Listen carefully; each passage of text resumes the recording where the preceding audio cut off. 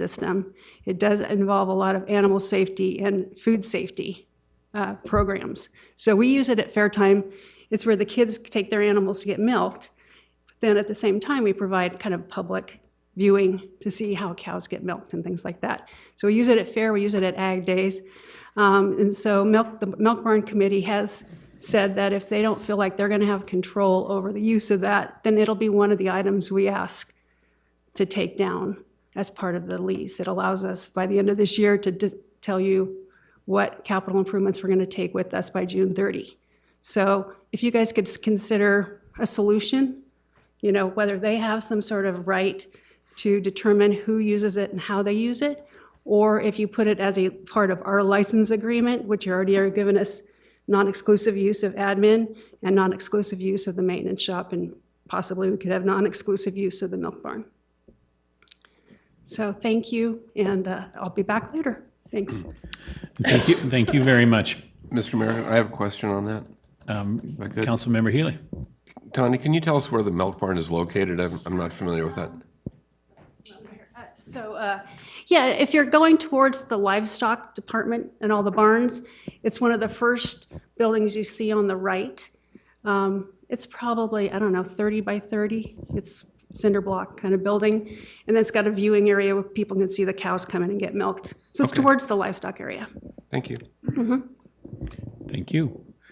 I'd like to ask our city clerk if she's received any comments to this item prior to tonight's meeting.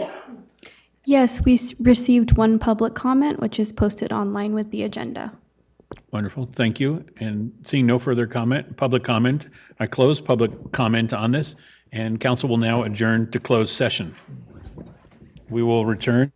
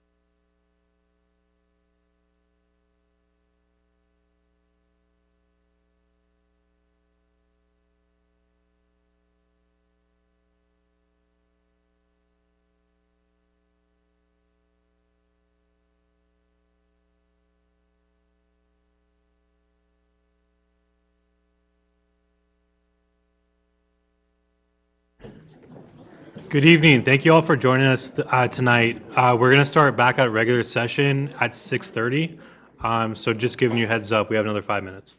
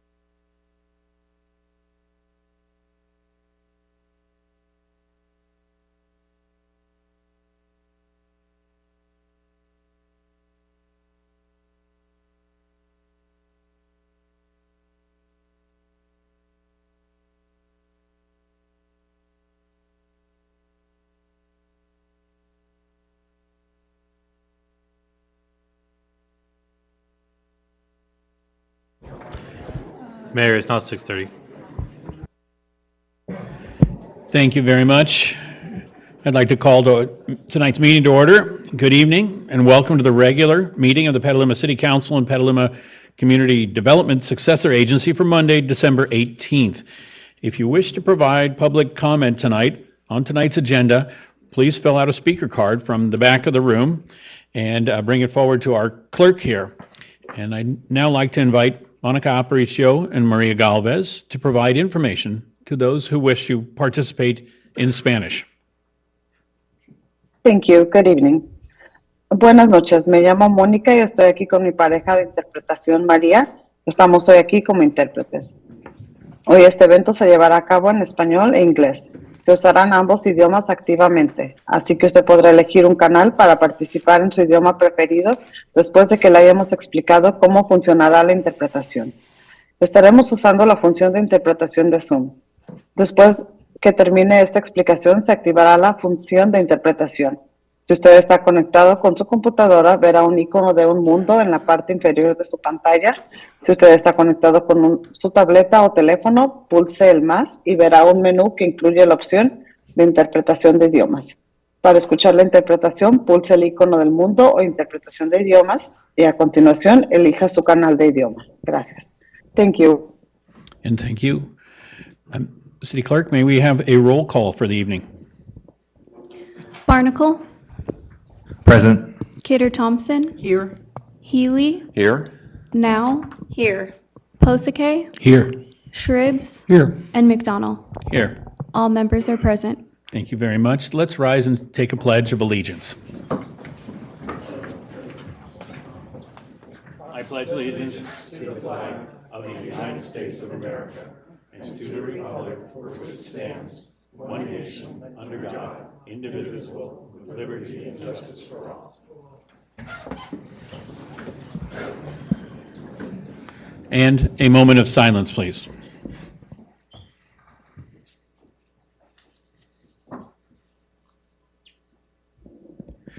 And tonight, to start tonight's meeting, let's look up and down the council and see if anybody has any agenda changes and deletions to where we're headed for tonight.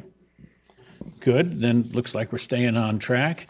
And next, it's time for a very big congratulations to the St. Vincent's football team. A huge and wonderful achievement, state champion. Credit not just the boys, but all the coaches, staffs, parents, and as I heard on Sunday, grandparents too, who were helpful in this. But we have a city proclamation for you all, and so I'd like to invite Trent Herzog and Coach and Principal Tony Greco to come to the podium, and we'll read out the proclamation here now. The proclamation is honoring the St. Vincent's de Paul high school varsity football team, December 18th, 2023, CIF Division 6AA state champions. Whereas the Petaluma City Council is proud to honor the members of the 2023 St. Vincent de Paul High School varsity football team for their incredible season of perseverance and success, going undefeated this year on their home turf in Petaluma, which culminated in a victorious season finale in Southern California versus Wasco High School by a score of 27-6. And whereas St. Vincent's de Paul Mustangs attained this first-time accomplishment with a 13-2 record for the season, playing 7 home games, 8 away games, some of which were nail-biters, and some were high-scoring, reflective of dominant offense and forceful defense, and are the district, section, and division champs for Northern California. And whereas it cannot be overlooked that the incredible success is driven by the leadership and mentoring of head football coach Trent Herzog, who joined the team in 2018, and the supportive coaching staff, along with St. Vincent's de Paul athletic director Heather Campbell and principal Tony Greco, who lead their student athletes by example, advising them to always strive to be competitive, mentally and physically fit, and caring teammates. Whereas this particular team and their supercharged season deserves formal memorialization from the entire community as an achievement of excellence and an inspiration for all Petaluma teams in all competitions in the future. And whereas we now applaud and celebrate each and every member, and your names are each in this plaque, of the high school, of the St. Vincent High School Mustangs varsity football team for their incredible season. Now, therefore, be it resolved that I, Kevin McDonald, along with members of the Petaluma City Council, proudly wish to congratulate the coaching staff, the football team members, and their supportive school and parent groups for outstanding accomplishments, being named CIF Division 6AA State Champions, and declare December 18th, 2023 as St. Vincent de Paul Mustang Varsity Football Day.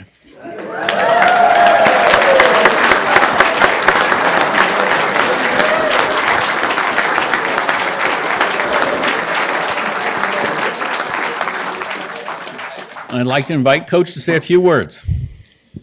Thank you to City of Petaluma. The community of Petaluma has been awesome. This is an unbelievable honor that this team, the community of St. Vincent's, our teachers, our administrators, our coaches, we're going to remember forever. We're very thankful and very grateful. You know, this is an awesome team, and I'm super proud to be their coach. Thank you so much.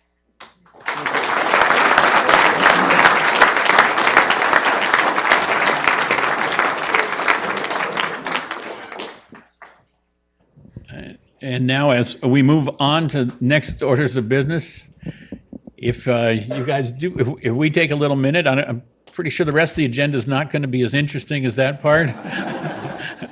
So, do we have a photo opportunity here? We can take. You have somebody who wants to take a photo from the front here? Just feel free to come on forward here. Yeah.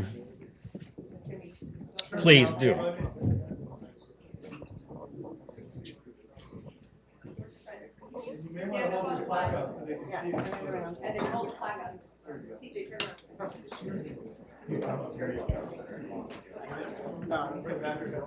Sit up straight, guys. Cam, see him. Cam, I'll take it. Get in. 1, 2, 3.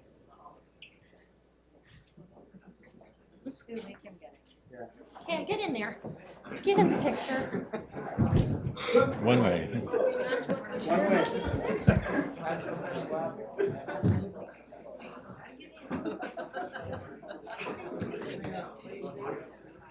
One, two, three. That's right.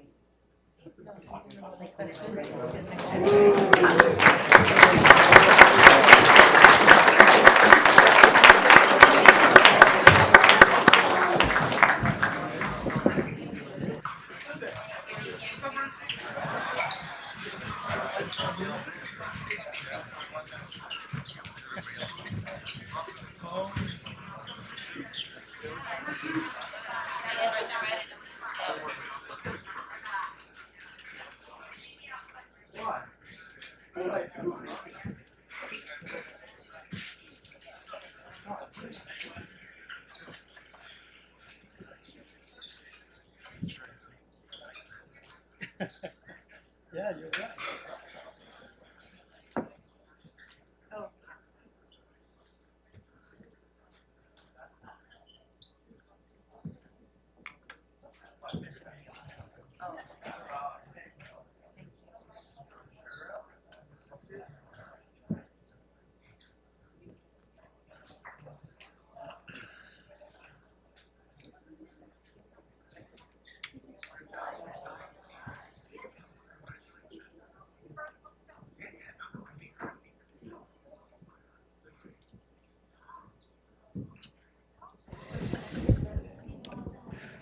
Okay.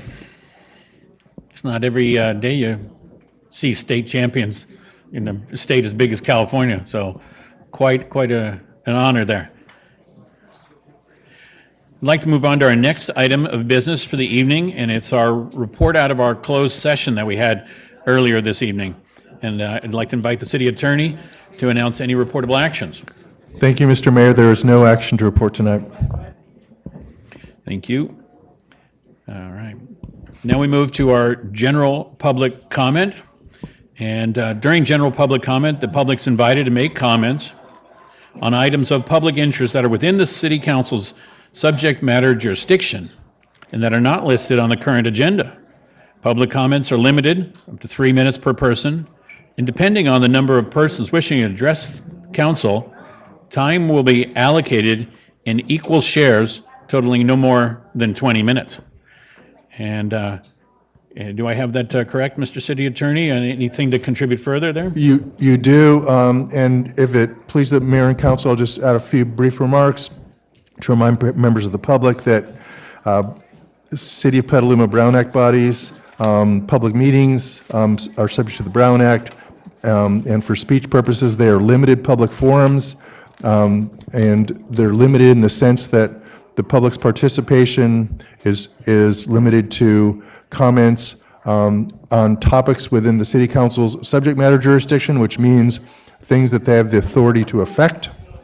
And also, that's with respect to general public comment and with respect to items of business on the council agenda.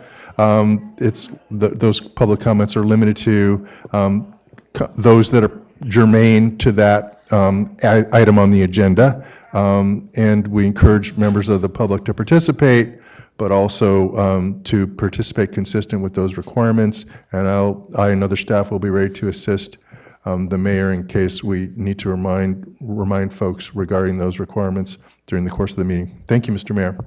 And thank you. And public comment is now open, and I'd like to check with our city clerk whether we've received any comments prior to the meeting. Yes, we received 10 public comments, and those are posted with the agenda online.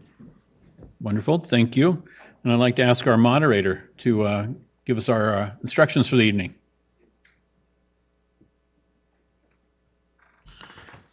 Thank you, Mr. Mayor. This time, I will start a 30-second clock for general public comment. Members of the public attending in person should bring their speaker cards to the clerk's desk if they have not already done so. Speakers are reminded to be respectful in their comments, that this meeting is being translated. Please pause between sentences for translation. A countdown will appear for the convenience of the speaker and the viewers.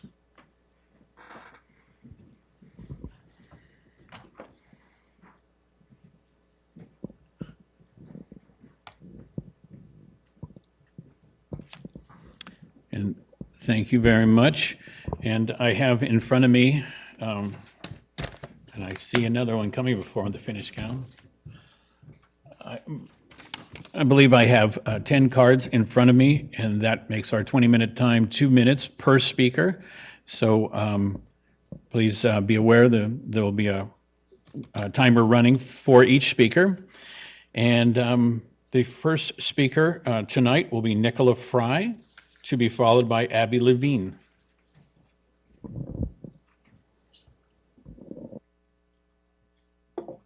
Good evening.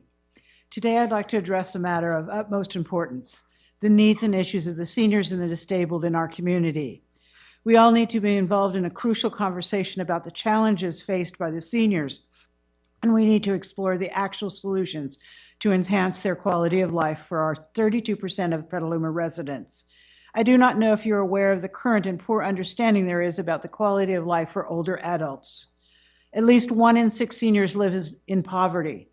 96% live independently. 30% live alone.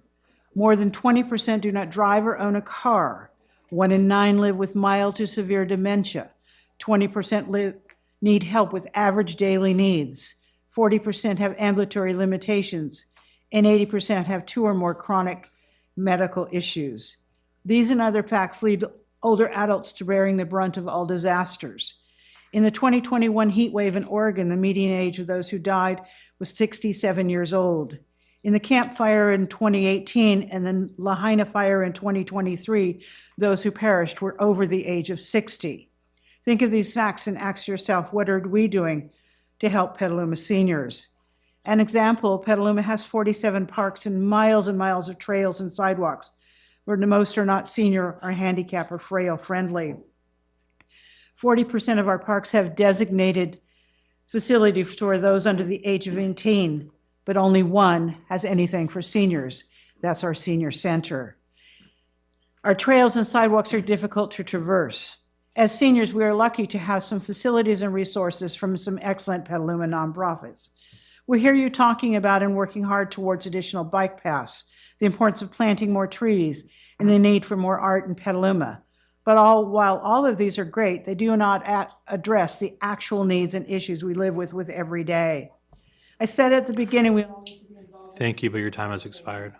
about the challenges. Thank you. Your time has expired. Next speaker is Abby Levine, should be followed by Hanan Hanid. And Did you want us stopping between lines for translation or no? No, just if you can speak a little bit more slowly, Okay. so our translator can get it. and pull the microphone towards himself. Thank you. And a pause always works too. Good evening. My name is Abby Levine, and I'm Vice President of the Board of B'nai Israel Jewish Center. We are concerned about growing anti-Semitism locally and globally. We want to be part of the civil discourse here in town between Palestinians, Muslims, Israelis, Jews, Christians, and others about the current Hamas-Israel war. We believe that peace is possible. We believe the way peace is possible by respectfully learning about each other. These conversations are important, and we want to do whatever we can to ensure that everyone who lives here feels heard and safe. Thank you.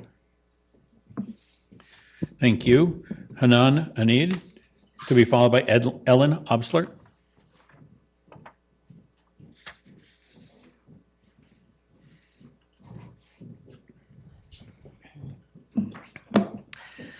Hello, my name is Hanan Hunedi.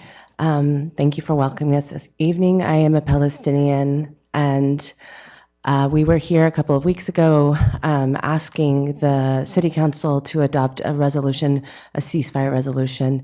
Many of us in the community, both Jewish, Palestinian, and otherwise, have been meeting with City Council people. I myself met with City Councilman Shribs and also the mayor on Friday, discussing what it looks like to put together some sort of a statement from our city that calls for an end to what is currently happening in Gaza, in the West Bank, and in Israel. The reason we have asked the city to do this is because we have also met with our Congress people, and they are not representing the majority of their constituents. And we know that in the time of the Vietnam War, many city councils across the United States did in fact call for an end to war.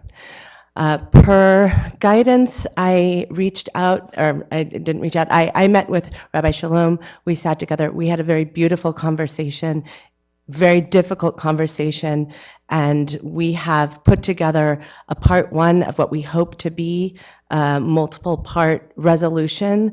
The first part is addressing community members in Petaluma, Jewish, Palestinian, Muslim, and otherwise, coming together to recognize that the ending of violence needs to happen. It is a very hard conversation to have when people come from very different backgrounds and have extremely different lenses, but we are committed to continue working together. The hope, the promise is that there will be continued conversations. We do intend to return with another ask, council people, because we believe and we are committed to freedom and justice and safety for all human beings. Thank you so much. Thank you. Ellen Obstler, to be followed by Sena Mokananam.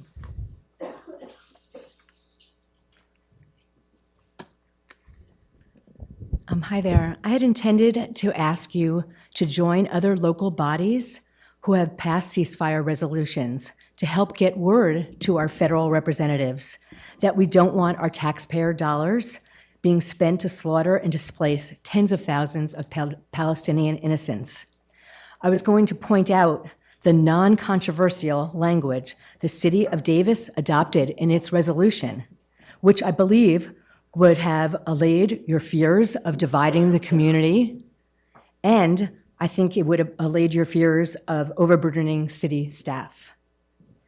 I learned, however, that the mayor wants a local rabbi's okay before this council will even consider placing a ceasefire resolution on the agenda.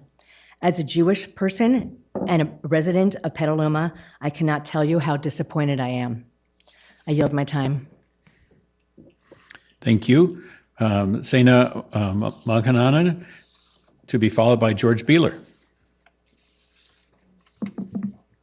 Hello, my name is Sana Muganam, and I am a proud Palestinian American, as my grandfather is a byproduct of the terror that my people have had to live through for the past 70+ years.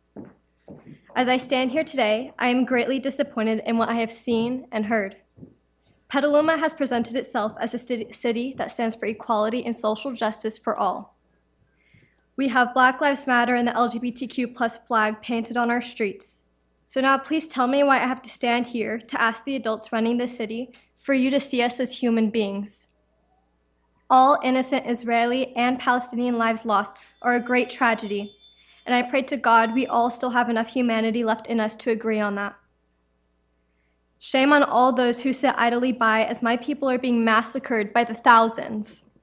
I am not here as a Palestinian, but I am here as a human being, pleading for you all to call for a ceasefire. No more innocents on either side should have to sit by while their houses are being bombed, while they watch their families disappear, family members gone, massacred. I ask the city of Petaluma, where is your humanity? Help us free Palestine, release all hostages, and end this genocide. Please call for a ceasefire. Thank you. Thank you. George Beeler, to be followed by Ernie Malkananen.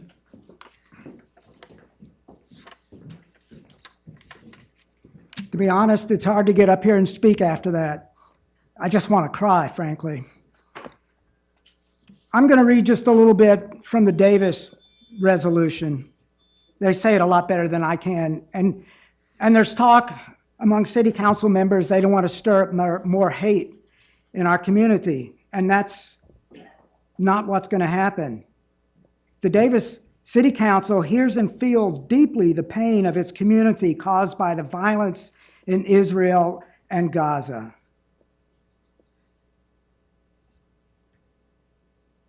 Millions of lives are at risk if violence continues. Peace is not achieved and human basic needs are not made available. International organizations like Amnesty International, the United Nations, the World Health Organization, the U.S. Agency for International Development, and many others have made a call to end the violence and prevent the further loss of life and civilians to be in accordance with international humanitarian law. In response to the conflict, the City of Davis condemns the rise of anti-Semitic, Islamophobic, anti-Arab, and other racist and xenophobic attacks in our community, our region, and throughout the world. All human life is precious, and the City of Davis has a long and proud history of standing on the side of peace and affirming our commitment to speak against injustice. Over 1,200 citizens in Israel and over 18,000, actually I believe it's over 20,000 now, in Palestine killed, with over 7,000 of those being children. Violence has already claimed the lives of too many Israelis and Palestinians, and the wounded too. Thank you. Your time has run through. Thank you. Ernie Malkananen, and to be followed by Luigi Petrich-Dove. Good evening. My name is Ernie Muganam, and I'm also known as Anis. That's my baptismal name. I was born in 1939, so when the first Nakba happened, I was 8 years old, living in Haifa. My dad had a business, went to school there, just a normal child. And all of a sudden, things just went crazy, and my dad decided, I think we better pack up and leave to a safer place. For maybe a couple of weeks, a month, 2 months, we had grandparents that lived in Jordan, so we went there, and of course, things never changed. They got from bad to worse.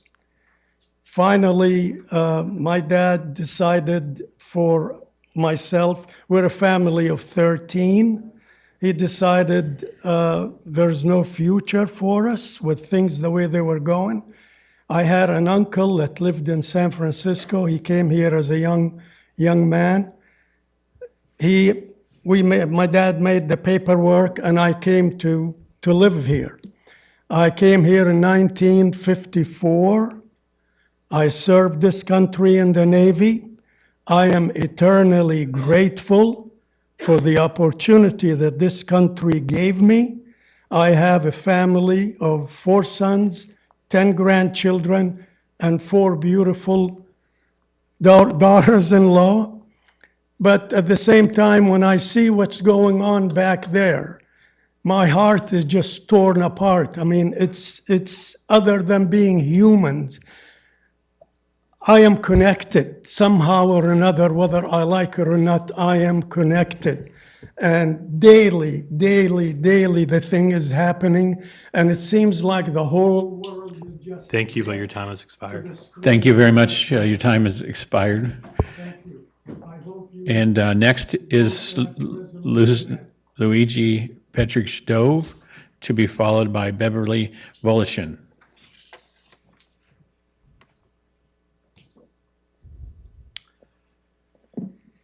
Hello, City Council, Mr. Mayor. Thank you for your public service. I'm here to speak on I would first like to applaud the work that went into the first step, the Respectful Community Dialogue Resolution proposal to you. I believe we have a lot of respectful community dialogue going on already. And I'm calling for a ceasefire resolution. Why am I at Petaluma City Hall calling for a ceasefire resolution? Because the city is the lifeblood of a country. It is the cell of the organism, which is our national identity.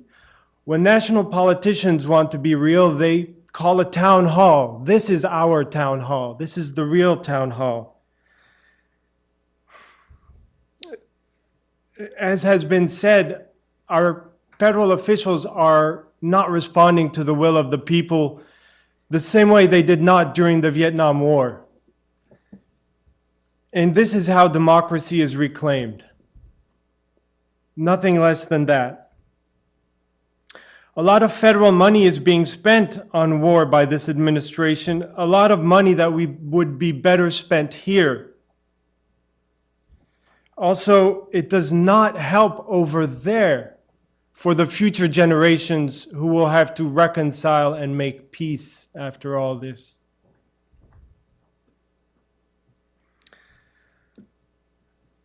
At the Petaluma Vigil for Peace and Justice every Saturday, we get a lot of popular support, honks,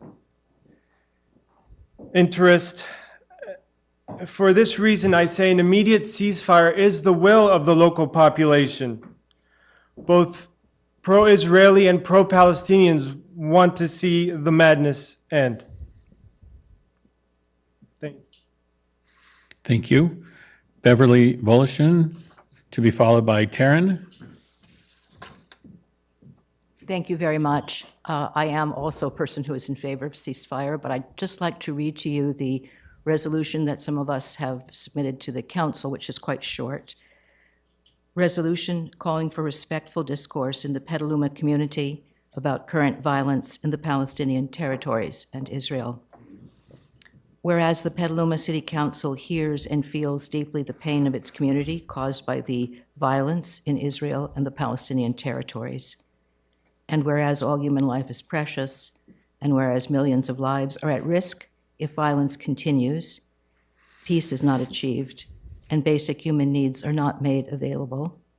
And whereas the city of Petaluma condemns the rise of anti-Semitic, anti-Jewish, Islamophobic, anti-Arab, and other racist and xenophobic actions and sentiments in our community, our region, and throughout our world, now therefore be it resolved that the city of Petaluma advocate for the dignity and safety of residents in every community here, and that peace diplomacy between Palestinians and Israelis is possible with the help of fair-minded people and leaders of the United States, and the rest of the world. And I just want to mention that I was in Israel and in the occupied Palestinian territory on the days when this violence erupted. So I have a very personal connection. Thank you. Thank you. Taryn, to be followed by Robert Hansen.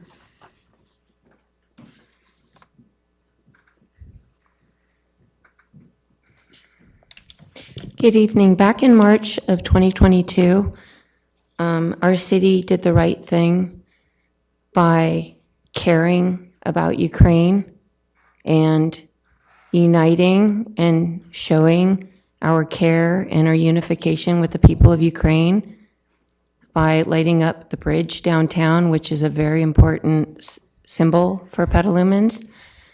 I ask you to please do the right thing and advocate for peace, to say that you are not in support of warmongering by one person in government, such as a Prime Minister Netanyahu, is not the same thing as saying you're anti-Semitic.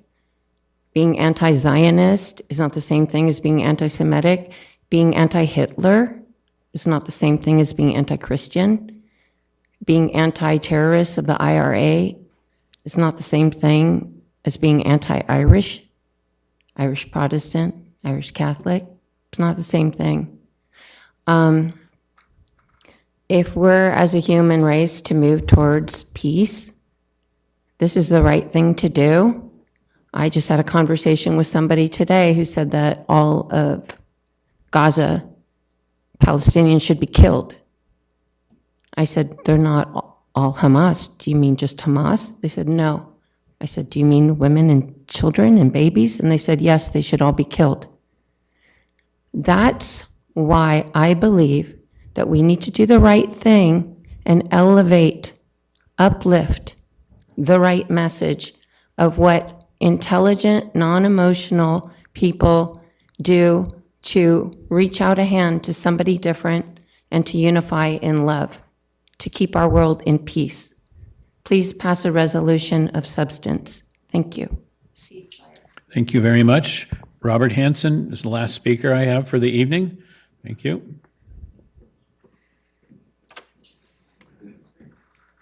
Good evening, everybody. To everybody, I wish the very best in health and spirit. My name's Robert Hansen, vet, retired carpenter, grandfather, terminated California precinct inspector. I was raised by a generation that instilled pride in country, pride in citizenship, a generation that celebrated the birth of children. And now I find the greatest threat to my country, the greatest threat to the health and safety of our children is our federal and state government. When Hillary Clinton released the Steele dossier on the United States of America, that consumed our country for 3 years. It depended on the lag time between crime and justice. And in that lag time, they did massive damage to our country. This is very similar to what's happening in our city right now. A good friend of mine, Peter Chernoff, Cactus Pete, was accused of pedophilia from a 9-year-old little girl who 4 days later recanted that charge.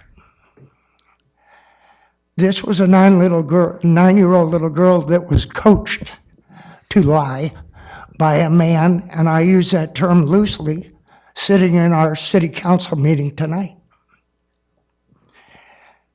But it didn't stop Peter spending 2 days in jail based on a lie.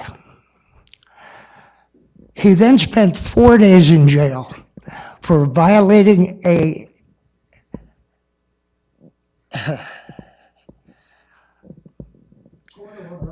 Robert, the time has expired this evening. It was at a 2-minute timeline tonight, and appreciate your comments. If there's more you want to have in the record, if you've submitted in writing to our clerk, we can make sure it all gets in the record. But our speaking time is okay, thanks. You bet. Let's see, that is our last public commenter, and that closes general public comment for the evening. And we'll move on to our next agenda item. And our next agenda item is council comments. And we've gotten a little long sometimes in our council comments. And, it's a chance for the council to say what they've been active in between meetings, and then get us on to the business matters at hand. And we're going to try and keep council comments to what we allowed the public timeline to be. And so that'll be 2 minutes tonight. And sorry for having to change that on you all over there, Mr. Moderator. And I'd like to start with Council Member Shribs tonight. Okay, basically 2 items. First is strictly business. On the last Thursday, the Climate Commission met, and we've talked and discussed and shared our viewpoints on the blueprint for carbon neutrality. So that commission has an ad hoc committee of 3 that are going to take all our comments, put them together, and then also some of the community has also submitted some comments that will be looked at to maybe include in that. But there will be a long, hopefully this next month we'll have to come together and really look at the details and the breadth and of what's being asked for to get to carbon neutrality. So we're working on climate change very seriously, and we're taking huge steps in the near future. The second item, I'd like to refer to the discussions that we're getting from the comments from the folks here. I've met with a group just this last week, and I've made some recommendations on possible changes to the resolution to make it more palatable, but especially I would like to see a cooperative to show that we can cooperate here in Petaluma for peace, and that we bring together both some proponents from Jewish community as well as the Palestinian community together and show community together that we all want peace. We all want ceasefires. In fact, I would like to see more than just a ceasefire. I'd like to see a lot stronger language than just calling for a ceasefire that we get done.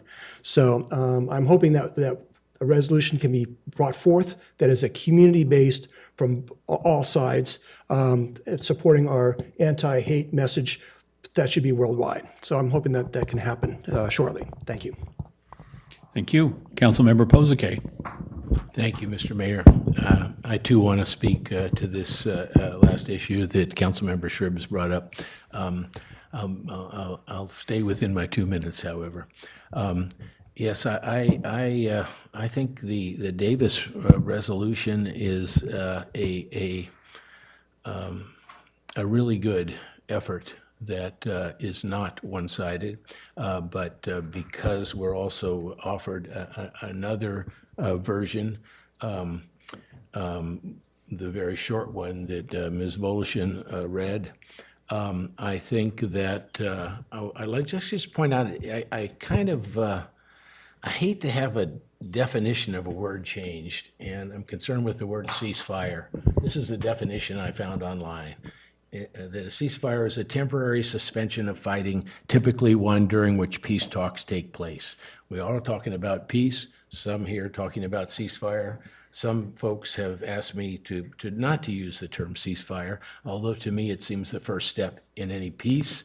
And so I would like to suggest simply in terms of any direction I can give the staff at this time, that if we do go to the simple resolution read by Ms. Volushin, that I would offer 3 additional words in it, which is in the last part that says, "Now therefore be it resolved that the city of Petaluma advocate for the dignity and safety of residents in every community here, and that peace diplomacy between Palestinians and Israelis is possible with the help of fair-minded people and leaders of the United States and the rest of the world."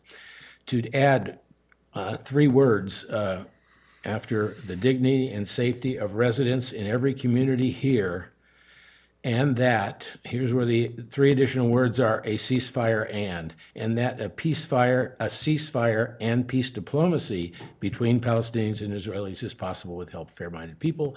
I think a lot more folks would be happy with that, and I would as well. Thank you. Thank you.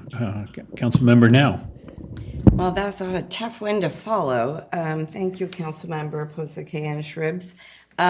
This is the season of peace on earth. I'm going to look to the mayor's direction and other council members for what we do as a council. But of course, in our hearts, we don't want anybody to be harmed in any country or anywhere. And it's saddening, and it's heartbreaking to hear the news, and it's hard to ignore. So it's in front of us. In Petaluma last Saturday evening, I attended the District 13, it was actually District 12 and 13 of the police.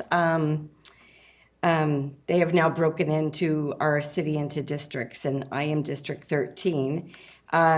It was not well attended, but I took the opportunity to speak with the officers that were present. There was quite a few of them, and they gave me a list of the calls and reports and the descriptions and broke it down for me. And so if you get an opportunity to go to your district meeting, they will give you maps and they will provide you with data on what crimes and police calls are being made in your area. I attended the Airport Commission meeting for December, and I'm happy to say our airport is in really great financial shape as an enterprise fund. And we have a grant for a taxiway A rehabilitation and taxiway B. They will bring back lots of things about the hangars and what we should do as far as rent increases, and that will be coming back from the Airport Commission in January from our ad hoc commission.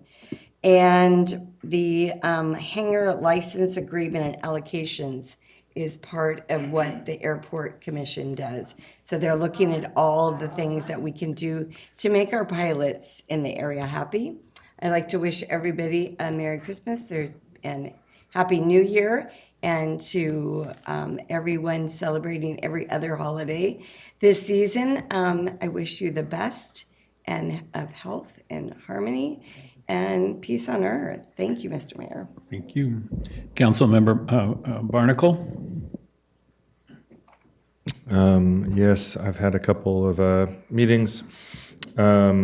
Most notable one to report out on, we had a meeting this afternoon with the groundwater sustainability agencies, all three of the groundwater sustainability agencies, about consolidation and long-term funding. I would say it was a pretty fruitless conversation in terms of making progress on consolidation. The amount of savings from consolidation would be about $125,000 a year across in total, which amounts to about 1.8%. And the cost to consolidate would cost $500,000 or more. And it would have to would require all of the GSAs to unanimously approve it. And then the Department of Water Resources would have to approve it. And the rates the rates for the GSA would then be set by some other body, and Petaluma would lose its stronghold in the GSAs. So I don't think that's moving anywhere, but just that's in the past. Other than that, congrats for 1,000 trees, and I appreciate the resolution that Ms. Folashon read. Thank you. Councilmember Healy. Thank you. So I wanted to report on two things I've been up to lately. The North Bay Division of the League of Cities held a Zoom meeting on December 6th, and it was a presentation by the folks who are advocating for a new city in Solano County, just south of Travis Air Force Base. And one of my main interests was to figure out if this is something that could potentially be replicated closer to us. And the short answer is probably no.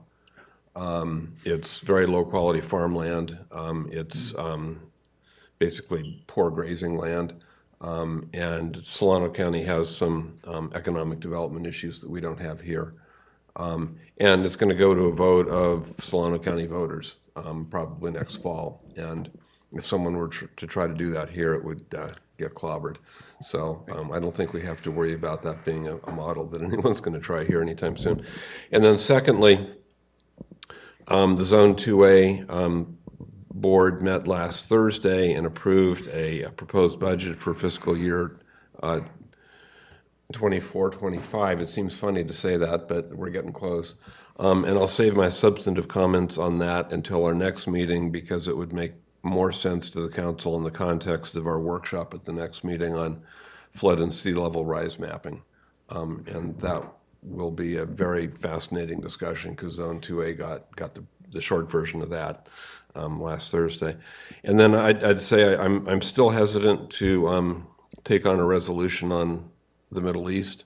And a part of the main, and I sympathize with a lot of what people are saying, but what's happened in other cities that have done this and just hours and hours of hateful speech on both sides, and I don't want to subject our community to that. If there's a way to avoid that, I'm willing to be talked into that, but I really don't see a path at this time. Thank you.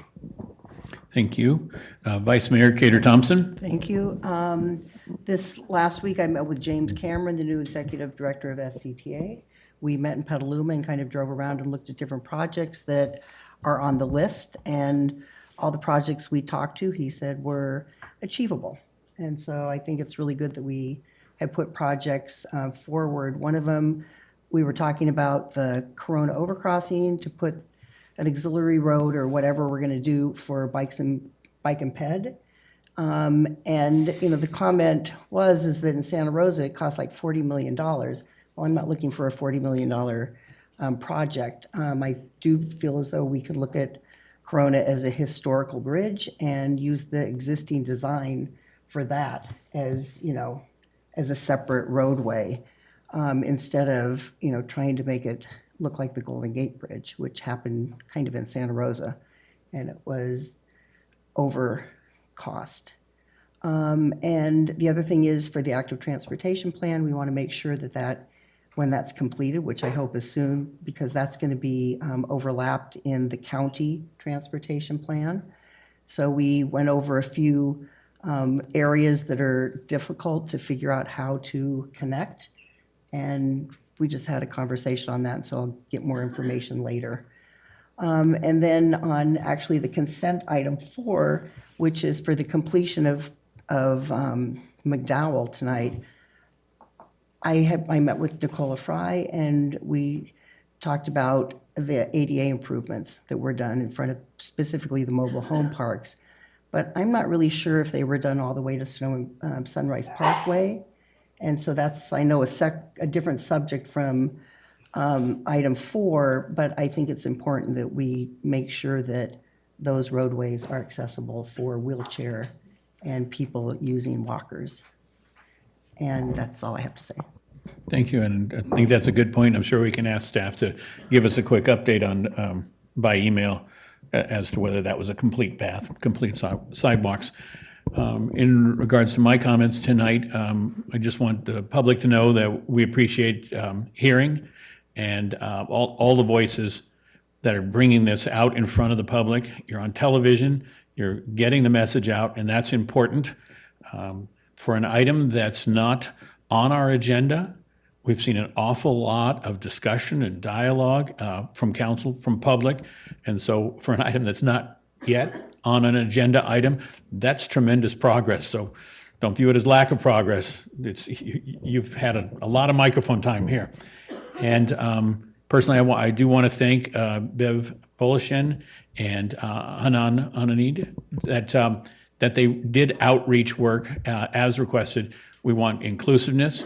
We'd want to avoid things that raise tensions in our local community. And the best way to do that is through community building and talking to other people of differing perspectives. So I think we're making progress on that front as well. I do want to acknowledge that 5 of the council members all went to the 1,000th tree planting of Relief, and I want to give Council Member Shribs credit for all of his personal efforts to make that program work strong. And also note that several of us are participating in the Petaluma Schools Environmental Literacy Program, and that's a strong program engaging youth and the schools community and climate action, so that's a very positive thing. And then this happens to be our last meeting of the year, and for me, it seems like a year with a lot of great achievement here at the city. And so I want to express great gratitude for each of the council members and all of the work that they put in over the year, and particularly also to gratitude to the staff who puts in the work, from all our department heads down to the clerks who solve people's water bill problems. I mean, everybody is achieving here in the city, and it's fun to be on a team when they're accomplishing so much, and I look forward to more of the same in the new year. And I'd like to pass it over to our city manager for comments. Thank you, Mayor, City Council, and community. Speaking of hardworking staff, our staff over the last couple months have been coordinating our storm preparation in response to our rainy season, and rainy season is here.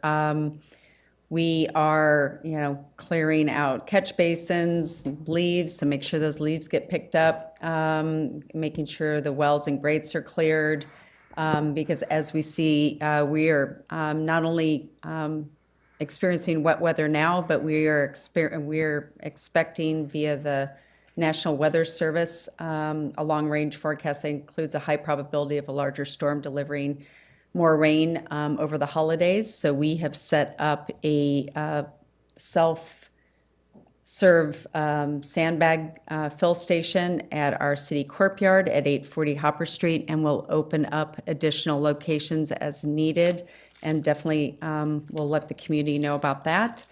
And then for the holidays, city offices are closed from Friday the 22nd through the 26th, and reopen on Wednesday the 27th.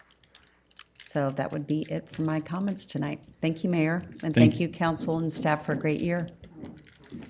Thank you very much.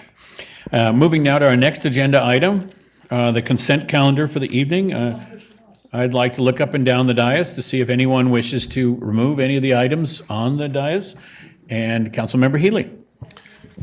So I need to abstain on item 5, so I just ask that that be voted on separately. Thank you. So noted. And at this point, I'd like to open public comment on the consent calendar. And I have no cards at this time, but the public is invited to make a comment on these 9 items that we have listed here. And have we, Ms. City Clerk, have we had any comments on the consent calendar prior to our meeting time? No, we did not receive any public comments to the consent calendar. Thank you very much. And may the moderator please read our messaging. Thank you, Mayor. Members of the public attending in person should bring their speaker cards to the clerk's desk if they have not already done so. Speakers are reminded to be respectful in their comments, that this meeting is being translated. Please pause between sentences for translation. A countdown will appear for the convenience of the speaker and viewers. Thank you. And seeing nobody rushing cards up to the clerk, I'm going to suggest there is no public comment, and we will close public comment. I'd like to bring it back to the council for a motion on the consent calendar. Remember, the motion is, there's 2 different motions here. So who would like? I'll make the motion. The vice mayor is making a motion, I believe, for 1 through 4 and 6 through 9. That is correct. And we have a second from Councilmember Posake. Oh. And so I'd like to ask the clerk to run that vote. Barnacle, Aye. Cater Thompson. Yes. Healy, Yes? Now, Yes. Posake, Yes. Shribs, Yes. and McDonald. Yes. Motion passes 7-0. Thank you very much. I'm looking for a motion on item 5. Motion. Cater Thompson makes the motion. Councilmember Now, the second. And the vote, please. Barnacle, Aye. Kader Thompson, Yes. Healy recusing, Now, Yes. Posake, Yes. Shribs, Yes. and McDonald. Yes. Motion passes 6-0 with Healy recusing. Thank you very much. We'll move on to public hearings, matters for consideration tonight. And item 10 here is to receive a presentation of the North Bay Animal Service Annual Report for 2022, including audited financial statements for 2021 and 2022. And I'd like to invite our Assistant City Manager, Brian Cochran, to take it away at this point. Okay, thank you, Mayor, and good evening, council members. We're happy to welcome Sue Davey and Mark Scott here tonight with North Bay Animal Services. As the City Council may recall, North Bay Animal Services, or NBAS, has been the city's animal services provider since 2018.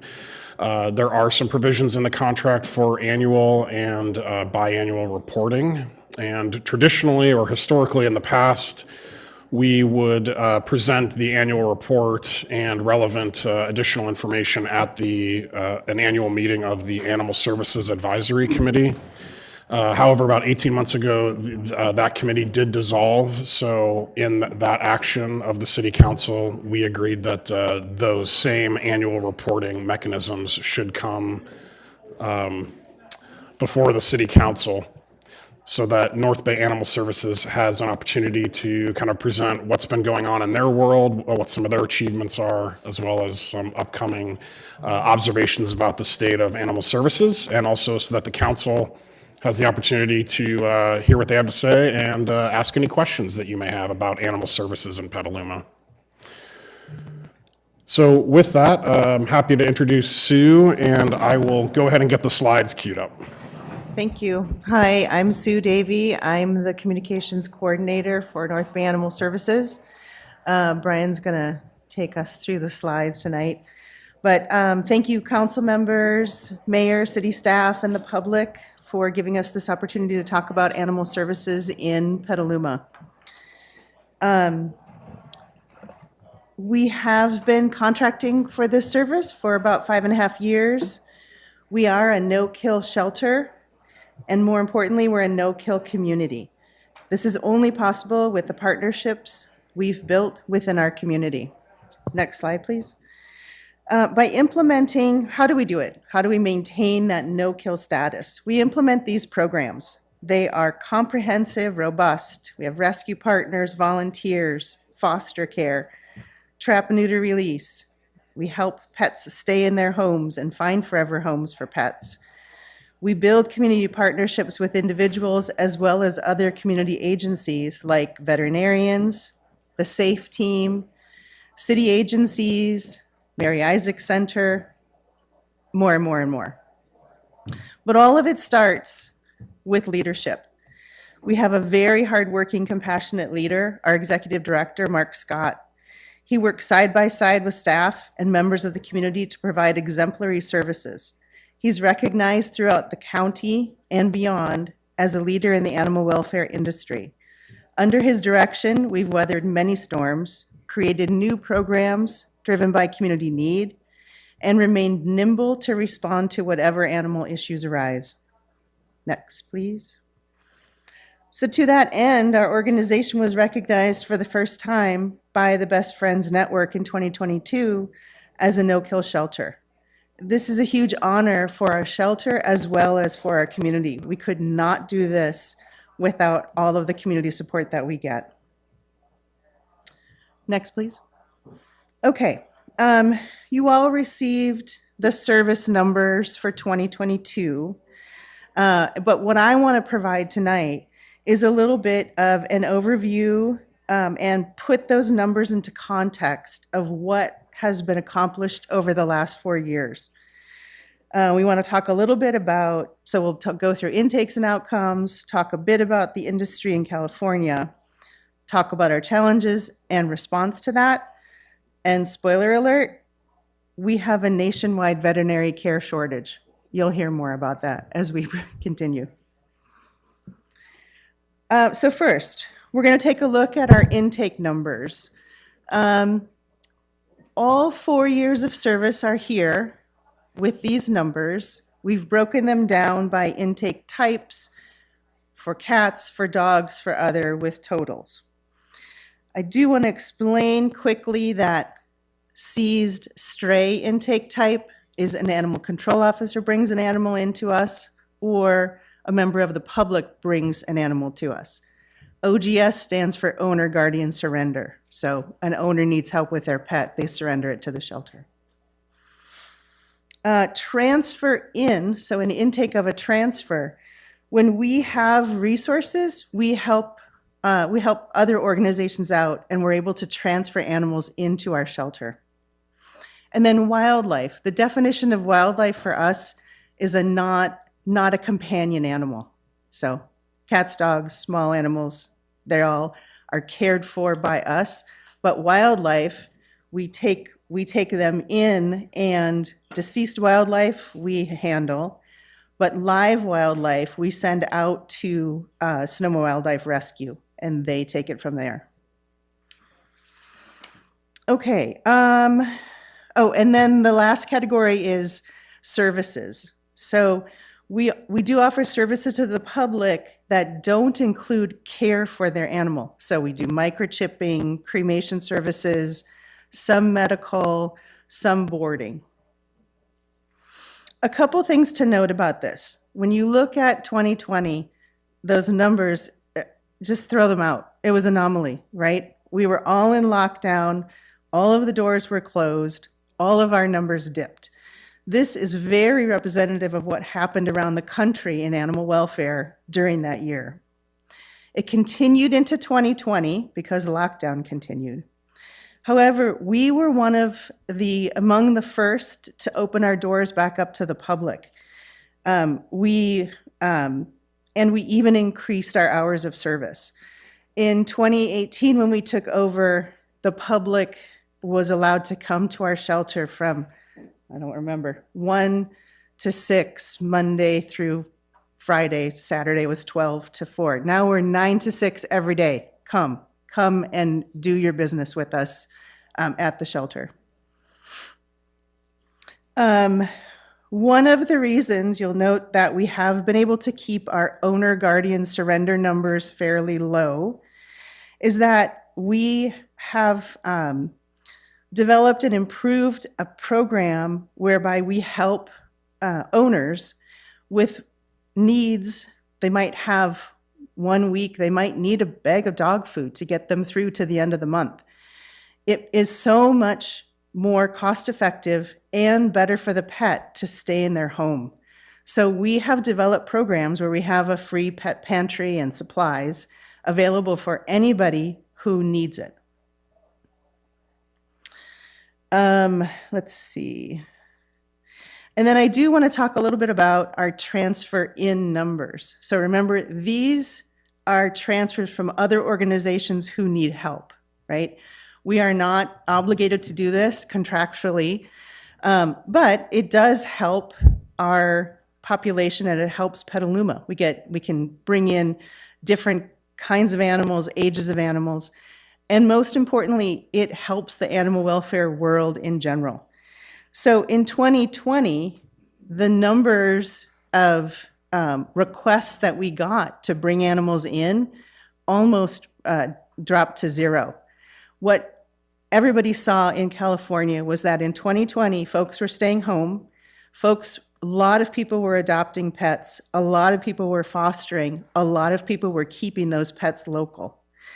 And then in 2021, as things started to open up a little bit, we were starting to see requests from high impact areas like Fresno, like Lake County. But most of those needs were met, and you can tell by our numbers, not by us, we're a little organization relatively, but they were met by the big organizations, San Francisco SPCA, Marin Humane, other organizations. So then, when end of 2022 hit, 2023 hit, a huge crisis hit animal welfare across the nation, in California, and we've kind of been spared because we have the safety valve of we have that We don't have to bring in animals in from other organizations to help out. We can use that as our safety valve to keep our population lower. So what's the big crisis, right? Right now in animal welfare across the country, specifically in California, for the first time in a long time, shelters are euthanizing highly adoptable pets because they do not have space to house them or the resources to care for them. And I want to be super clear, we are not euthanizing adoptable pets in Petaluma. We are not doing that. The industry experts, so there's a lot of folks looking at this problem, experts from UC Davis, from Shelter Animals Count, from the Humane Society of the United States, from the ASPCA, from Pet Point, from Best Friends, have identified a couple of major stressors to the industry. So first of all, there's a veterinary care shortage. During 2020, vets were mandated to stop elective care, and that meant vaccines, and it meant spay-neuter. So in most states, especially California, shelters are mandated to spay and neuter pets before an adoption can happen. So we don't put pets out there who aren't spayed or neutered. So, when vets were finally allowed to open back up again, it was hard to find an appointment, and any pet owner here can attest to that. On top of that, the vet industry itself saw a decrease in the number of veterinarians who were graduating. And in 2020, lots of veterinarians retired. So we had a perfect storm. UC Davis predicts that it's going to take another 4 years to train enough vets to fill the need. So we've got 4 more years of this crisis. And this is not to denigrate vets in any way. They do amazing work, especially in the face of they're running a small business. The medical care for animals is not subsidized the way that it is for humans. And so the conversations vets have to have with their patrons is often one based on, what would you do if you didn't have the money? What would you do if you do have the money? Lots of people can't afford to care for those pets. All right, another factor at play is the housing crisis. So when eviction moratoriums were lifted, evictions hit communities all at the same time. As renters had to look for new housing, there was less pet-friendly housing available, especially for large dogs. Shelters across the country saw a huge increase in surrenders in pets. In Petaluma, this hasn't hit us. Partly, it is because we have been proactive and we've sought out those folks who might need that bag of dog food or need that bag of litter to get them through to the end of the month. We have made recommendations for pet-friendly housing, and in some instances, we've been able to board pets for folks while they've been in this interim period. So the crisis hasn't hit us the way that it has in other parts of the country. And then finally, the overall increased cost of living. The industry is seeing that multiple pet households are not replacing a pet when one passes away. So you own 3 dogs, 1 dies of old age. Those folks are not replacing that pet. What do all those things have in common? All of those are outside of the control of any animal welfare organization. These are bigger systemic issues that we'll continue to monitor and offer services as we can, but we look to you all to help us solve those problems. All right, let's go to the next slide and talk about outcomes. So when you look at our outcome numbers, 2020 looks remarkably similar to 2019. And while we closed, I think I can say this out loud, we closed our physical doors, right, to the public during the pandemic, we never stopped serving the public. So we had drive-up vaccination for our foster animals. I'm sure if you go on social media, you see lots of photos of that. It was great. We facilitated adoptions still. We still wanted to get those pets into homes because it is the best place for a pet. The biggest story here about outcomes is really that adoptions have decreased. So part of the reason adoptions have decreased is that, remember, the pet has to be spayed or neutered before we can make that adoption official. We can't get as many spay-neuter appointments as we need. Therefore, the numbers of adoptions are going to be decreased on paper. So what did we do? Next slide. We increased a program that is called Foster to Adopt. It is a program that shelters around the country use. And you can look at this slide. And so let me explain a little bit about Foster to Adopt. So we do have a foster program.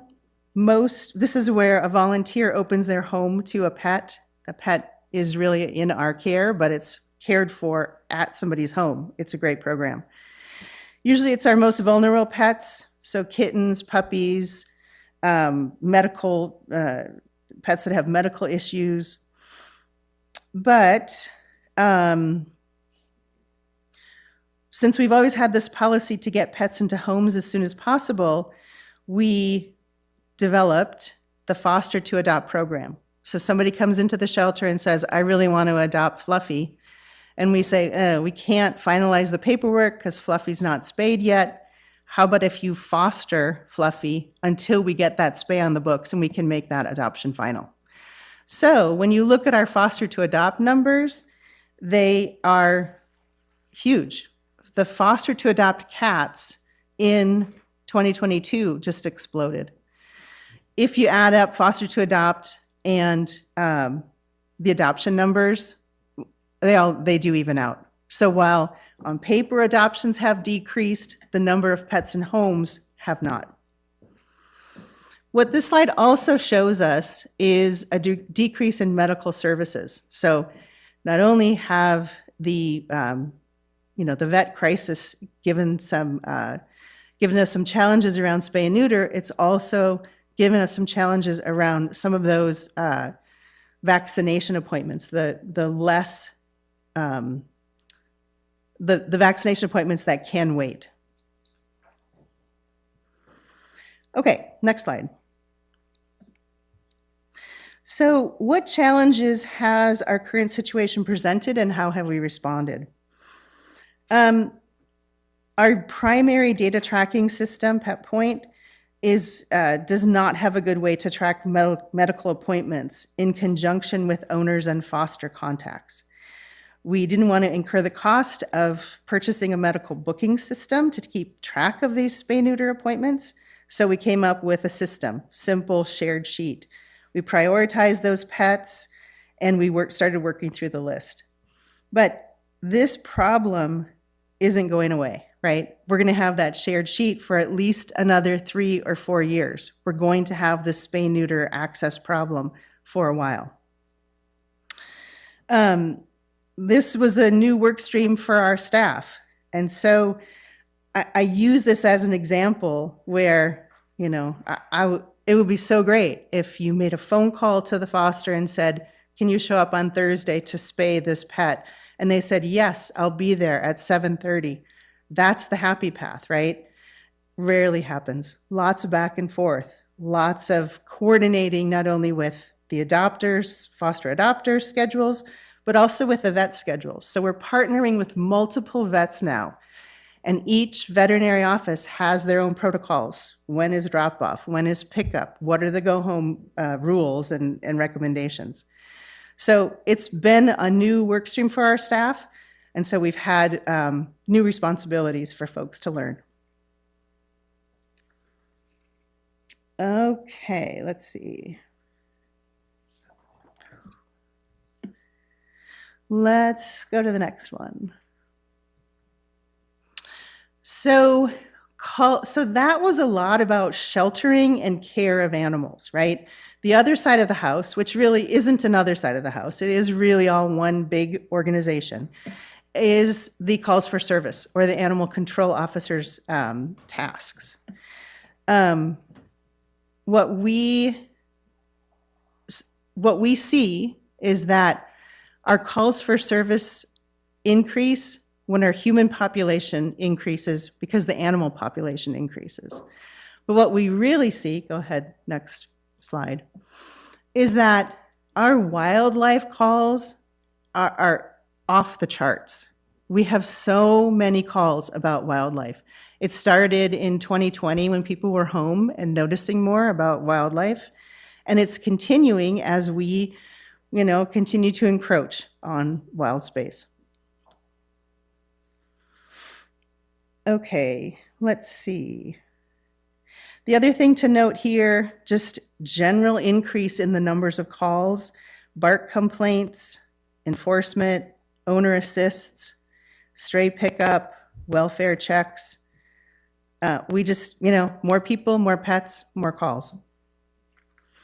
Okay, next slide.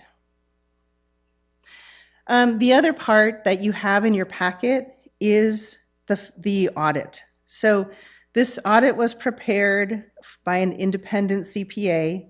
It is for the entire organization, all of NBAS. It's not specific just to Petaluma. So as you're reviewing those numbers, please keep that in mind. What you'll see is a decrease in licensing revenue.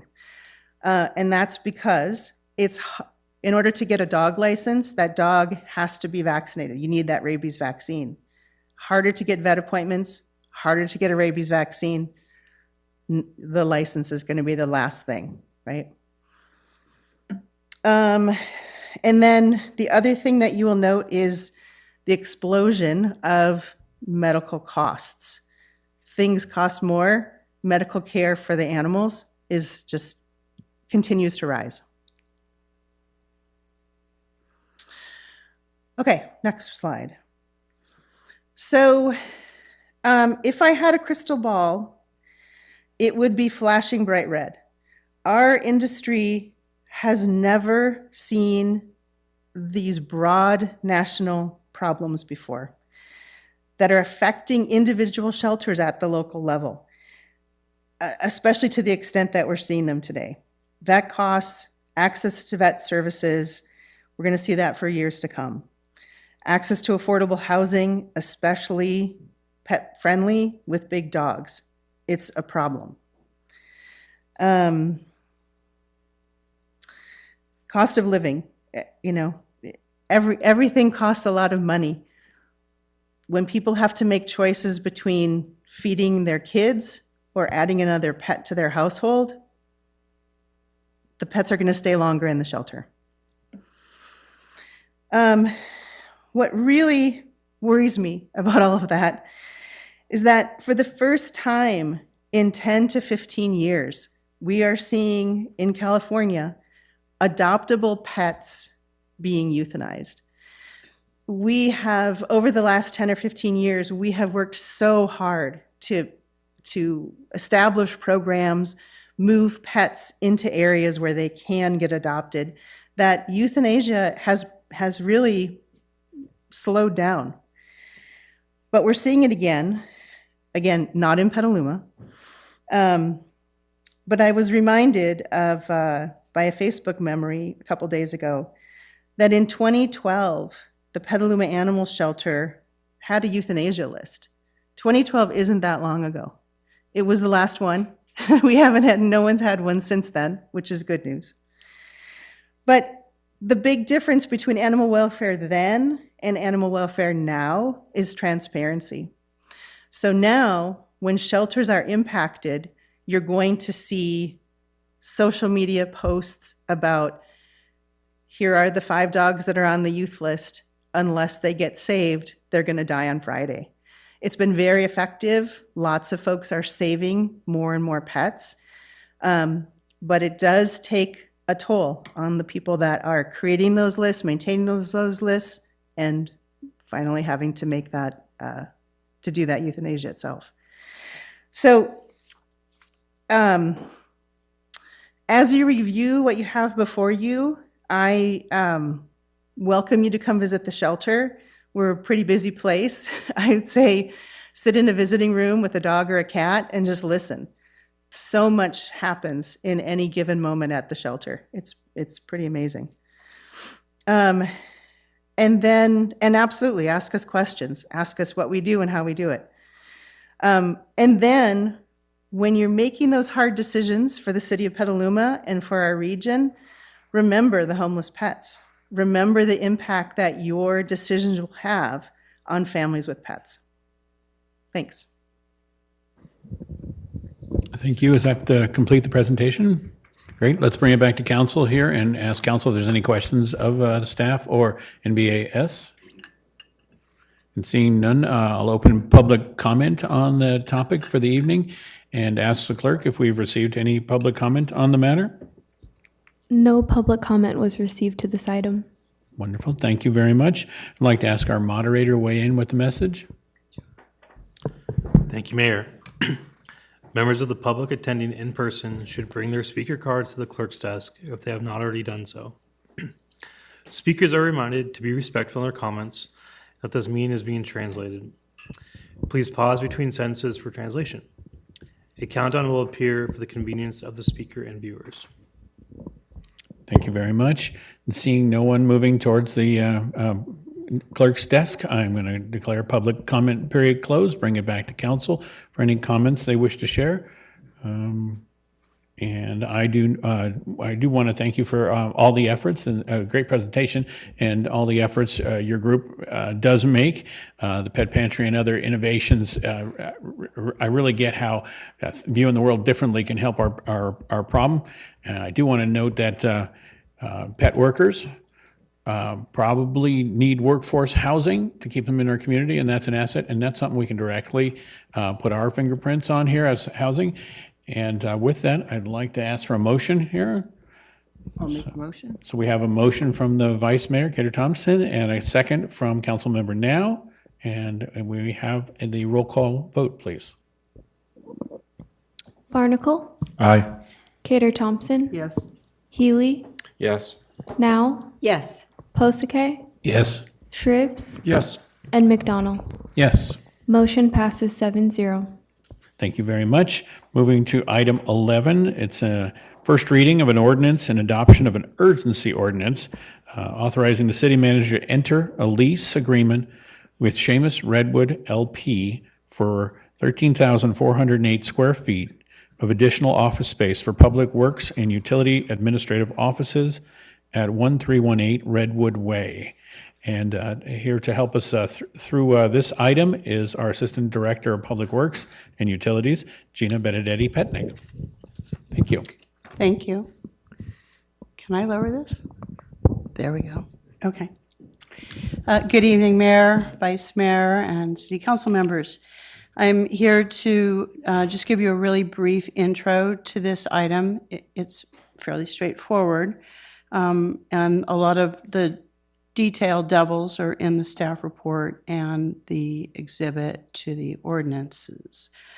This item is recommending approval of two different ordinances, both of these required for our city manager to enter into a lease negotiation.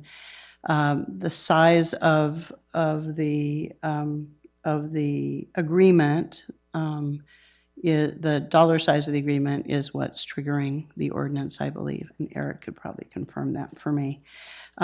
So we're looking for you to consider first an emergency ordinance to allow us to negotiate this lease in a timely way and secure some exceptional incentives that are being offered by the owner. And then the follow-up is the regular ordinance, and so the first reading of the regular ordinance is also included here. And a little background.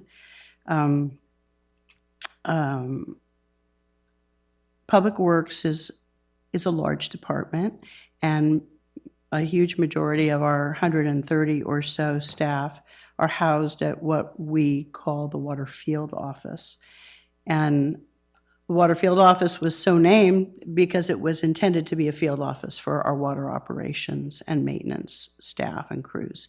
It was built in about 2005 and housed those groups. And then Public Works has grown in recent years. It did not grow for a while and was very quiet, and it was a very suitable space and accommodated us well. In recent years, with the passage, thankfully, of Measure U and our workforce stabilization measures, we have been hiring more staff to accomplish our aggressive capital works, capital improvement program projects. And so we have a large staff, and it's ever growing. We've brought on a lot of new people, and we still have more open positions. And in the meantime, we're in a facility with multiple people sharing offices and workspaces. So including our director and myself and our administrative manager, the three of us share an office, which is very interesting. And and we have a lot of staff that do the same. Some of these are not challenging situations because we do have still some hybrid workforce, but more and more we are bringing staff into the office for the great benefits of collaboration and working in person together. And as we are recovering from the COVID era, and we have more and more staff of our existing staff working in office and new staff arriving, we are extremely crowded. So the staff reports goes into some of those numbers. I think I also provided some responses to comments, council comments that were posted today with this agenda packet that answered some more detailed questions.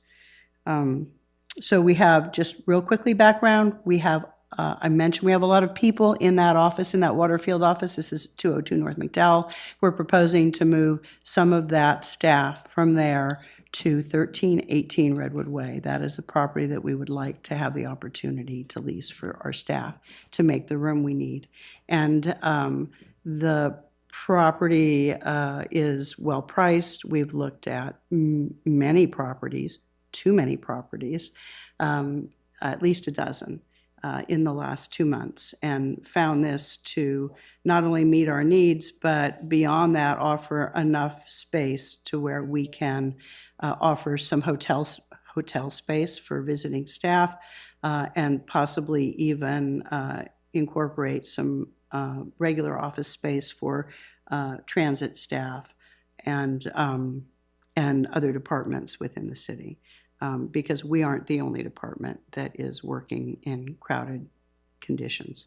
So we have our concept is to take our engineering group, so that's our CIP team, that's our engineering manager and all of his team, the engineers, the project managers, our drafting technicians, our CAD staff, and our management support staff, so some admin managers, myself and the director, would move to that space.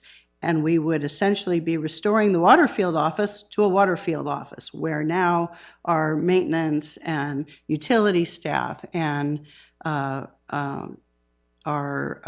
water crews and our new and growing water resources and conservation team, and our also growing GIS, that's our Geographic Information Systems team. They do all that incredible mapping on our website.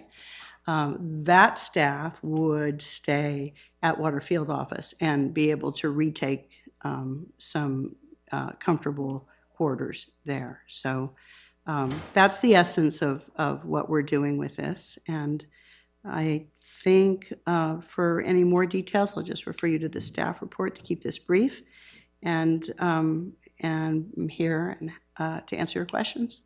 Thanks. Thank you very much. Any questions from council? Councilmember Shribs. Yeah, I've made a few visits to the office down there, the Waterworks, and it always felt, even back 2 years ago, felt really crowded. So I fully understand you need to move. So what I have questions on is As we're moving into this new office space, it's mostly office space, which is good for folks who work at desks, but not for so good for folks that actually do field work and store equipment and the like. And it just feels like we've, as part of a discussion as to increasing our space for basically office workers, desk jockeys who are doing things, phone work and all that, because we have major complaints about the actual numbers of people that are doing physical work in the field. And as we expand, I know when I was working in the corporate world, when you have a supervisor, you usually have 5 people working, one supervisor doing the desk work, and 5 people actually working. Are we maintaining our ratios in the past and moving toward the future? Are we going to be able to find more maintenance space for the folks that need to park their trucks and mowers and other equipment, pipes, the like? So are we going to be able to expand that as well? I know we're doing this a great job for the office folks, but I also know we have a high need for maintenance folks. So I was wondering if we're also looking for space for them, or if we can use some of the space for them, or what's the future plans there? Yeah, it's a great question.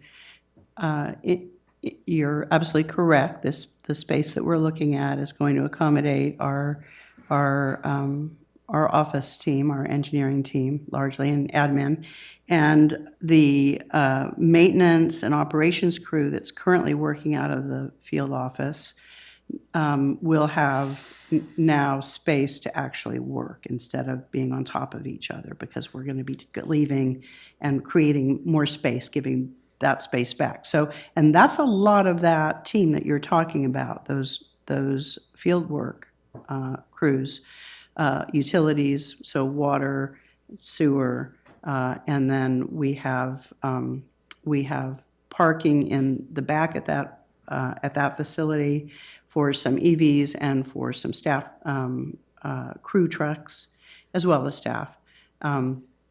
And so they will be, there will be room for them and a little bit of room, a little bit maybe, to bring in a few more people. Those could be hotel spaces, again, for visiting staff, and also an opportunity for our Parks and Rec department next door, who's bursting at the seams, to be able to utilize some very close space for their staff. The rest of our field work is happening out of the Corporation Yard on Hopper Street, and that facility is in desperate need of rethinking.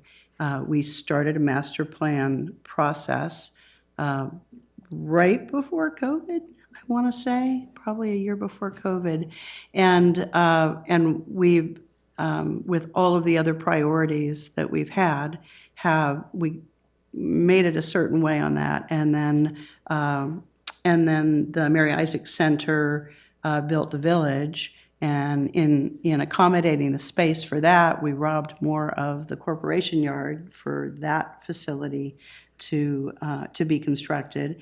And so that property is even more crowded, and that is where we have our parks crews run out of that, as well as our street crews all run out of that facility. And sign making crews, yes, we have sign making there. It's a shop.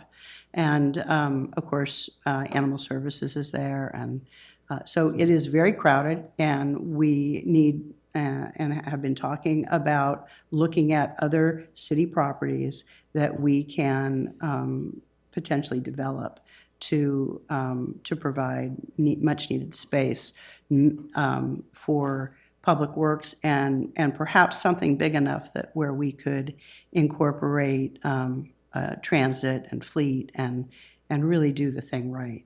So we took a step back from master planning that site that is now too small to do much with, and really taking a look at a bigger picture. And the city manager might want to speak to that as well. She's been involved.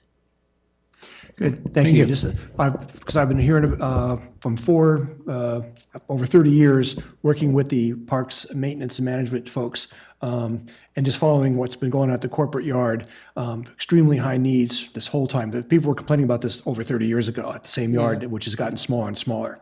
So I just want to advocate for next round of expansion. Really, let's hopefully get some maintenance folks set up next, please. Thank you for asking. Thank you. Any other questions? Council, Vice Mayor. Kind of a question and then a comment.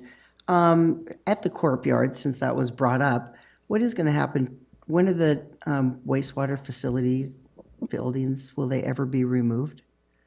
We've done 2 phases of demo out there thus far. So a lot of the facility has some,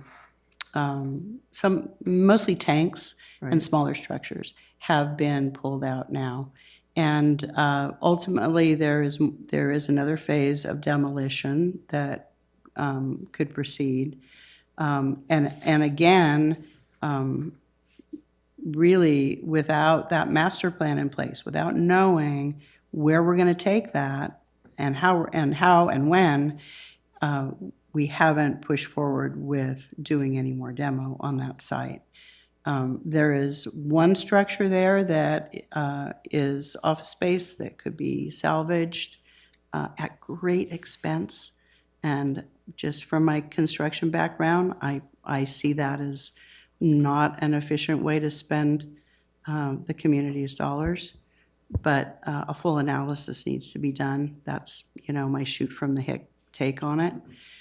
So there will be a lot of change out there over time, but it is right now not at the top of our priority list. We also have some infrastructure there that until our new PIPS line is built, that we need to keep until that's built, until we have a redundancy on that line. And then to your point, Councilmember Shribs, we've really been focused a lot on our fleet for our maintenance folks. That was their most immediate need because we had folks choosing on who was going to use the vehicle and how many people stayed behind. So fleet has been the first priority, but facilities definitely is first and top of mind now. So not just desk jockeys. I didn't take any offense at that anyway. Vice Mayor Cater Thompson. I just want to finish up with, as we were recently talking about new fire and police facilities. And this kind of reminds me of why we really need to look linear. And so, if we need more space, we need to look at incorporating more space for the future, going up higher. And maybe that would be a good campus. Yeah, it's a great wish list, but I'd love to add a few extra stories and get, police and fire all together and also have more opportunities. So, and this particular property does have an entire second floor. We're only taking a portion of the first floor. So there will be more space available there at some point. I don't know that it's a great solution because of its location. As a permanent location for police, it wouldn't make a lot of sense for them. However, it makes a really great temporary spot for them to camp out while we're doing the renovations. No, I'm over at actually their talking HQ. about when we talked about the new police or fire and police campus. I'm talking about that, looking at the Taj Mahal, which would be adding a few extra stories so we can have more space. So people would be more connected together instead of, what worries me is that it is outside of an area, it's not close to transit. But I think it's obviously a need for today. Thank you. Councilmember Shribs. Okay, since you did go out and visit several sites out there in our office looking for that, how is our office space doing here in the city? Do we have a lot of office spaces, whole buildings that are empty now? Or how is our business community who use this office space? Are we growing? Is it all empty? Can you give an overall evaluation now that you've gone through and checked out 12 of these? So I'm sorry, one more time, you're asking about the spaces that we looked at, or you're asking about what's here When you said the city, you meant the city at large. Right, the city at large, it's, since you went out and searched Yeah. several office buildings and looking for large pieces of empty space, can you give us some feedback on how is the businesses who run all these offices here in town here, are they getting more empty? Are they starting to fill They're up? starting How's to our fill, they're businesses? starting to fill up again, but there's been a very high vacancy rate on retail space now for some time, and it's still deficient. There's still a lot of space there.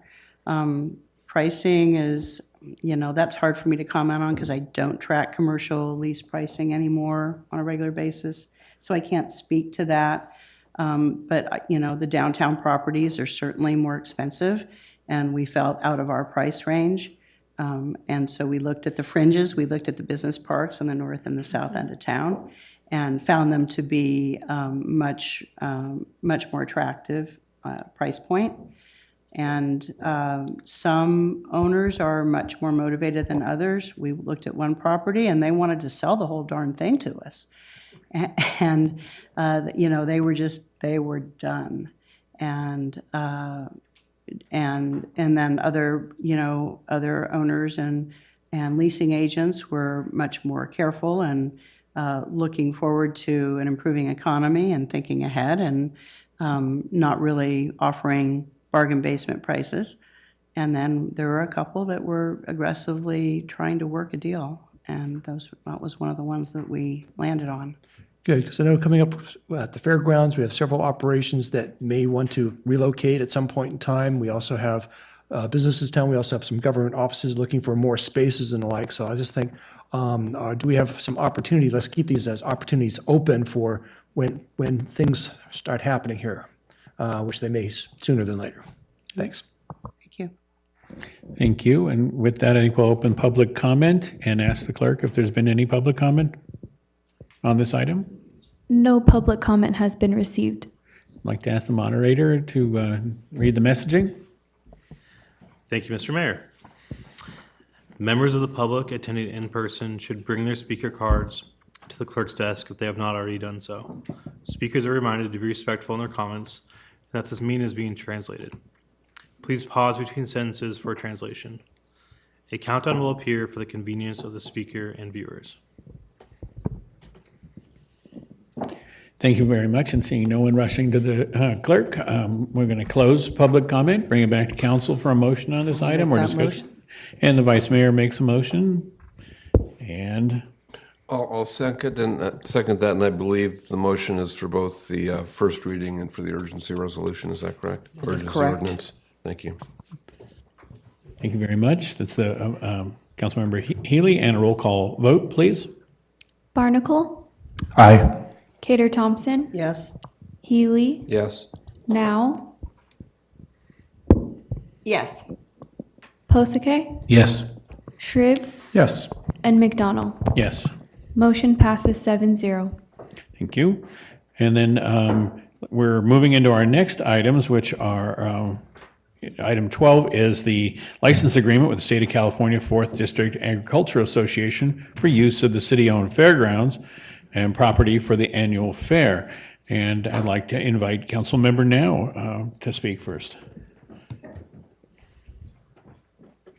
I will be recusing from this item and these agenda 2 items, and I will leave the chambers.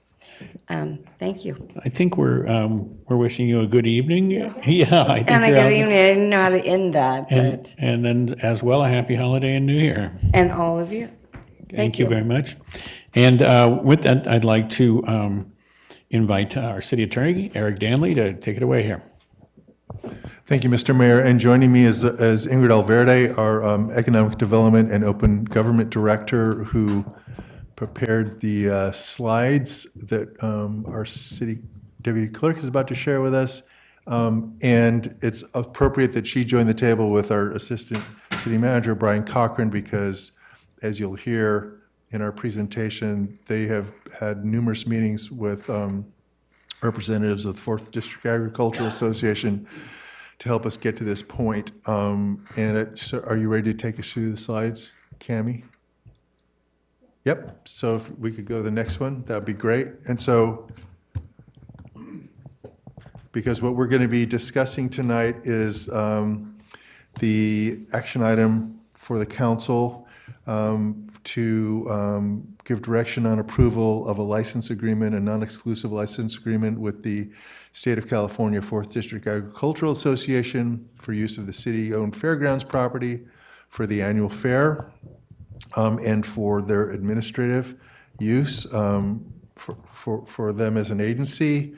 So this slide shows what we're going to be touching on in our presentation for you tonight, which is background on bringing this item before the council. And as you know, there's been extensive conversations and council direction leading to this point.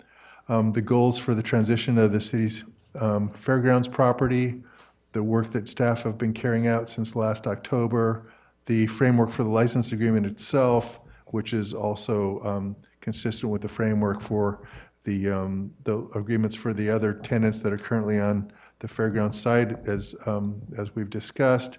And then you'll see the graphics for the use of the property, the footprints on the property during fair and non-fair time. Anything you want to add, Ingrid? Okay, so please just jump in, because I know there's lots that you'll have to add that I won't. Thank you. Do you want to go to the next slide, Cami, please? Okay, so we have had quite a process, and Ingrid, why don't you maybe take the slide, Ingrid, because Ingrid has led our very extensive outreach process, and we've had the Healthy Democracy process. So do you want to Sure. cover that one? Sure. So a little over a year ago, last October, we were here presenting alongside our Healthy Democracy panel some options for moving forward. So we were able to present, our Healthy Democracy panel was able to present their results. We also completed other community outreach through surveys and a large open house, and we're able to present that to council. We also presented a transition plan and guiding principles. So just kind of leading into this, I was going to go through those guiding principles if you want to change the slides. So this is what we heard from the Healthy Democracy panel. These were the top 5 most agreed upon points. Healthy Democracy was very careful not to force consensus, but I thought it was helpful just to see that agriculture, keeping the Sonoma Marin Fair, were the top 2 agreed upon goals for the property. The panel also saw a need for an evacuation center, a year-round farmers market, and then eco-friendly noise mitigation. So next slide. And then the council, last October, you adopted a set of guiding principles. Do you have the notes? Essentially, and this is just a very shortened version, but we put together a concise resolution that helped guide our work, that pointed to, oh, here we go. Yeah, thank you. I did have some notes here, I think. Do you want to grab this in there?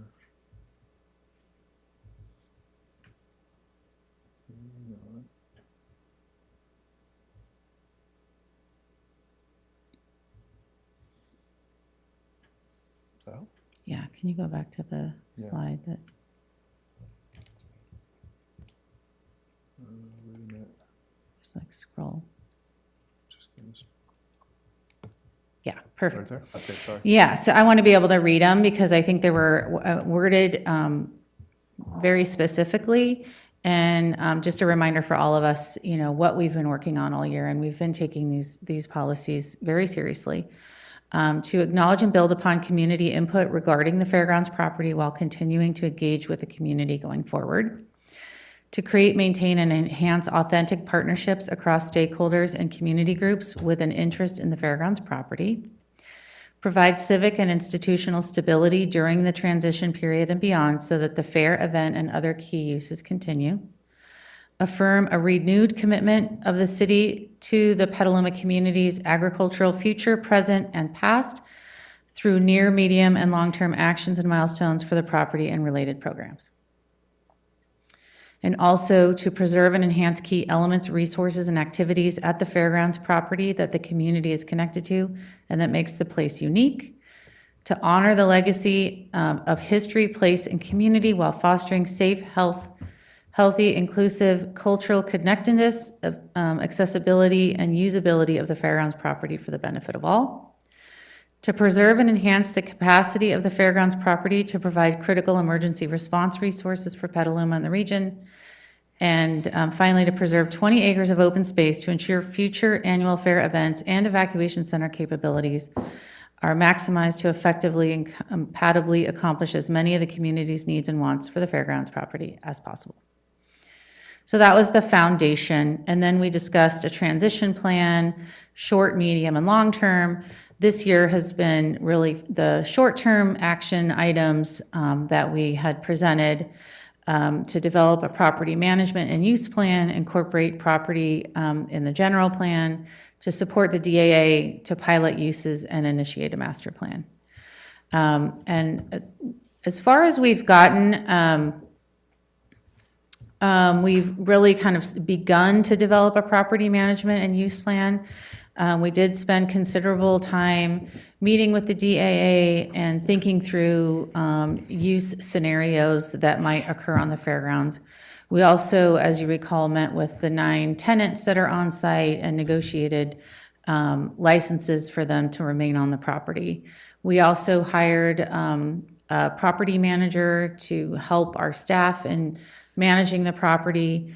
We have met with the DAA over a dozen times in the last 6 months to really fine-tune a transition plan that makes sense for the DAA and for the city.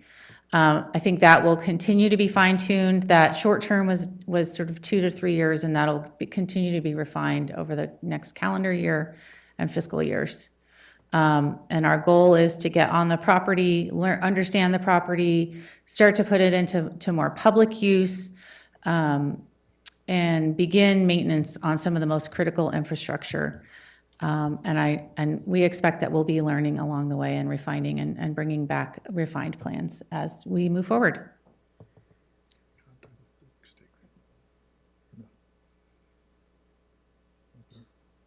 Oh, yes.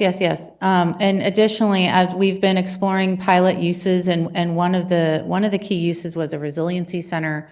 We've applied for a state grant to support the design and creation of a resiliency center that could serve as a central, quote, one Petaluma destination for community services, emergency response, and gathering. We've also studied public safety facilities.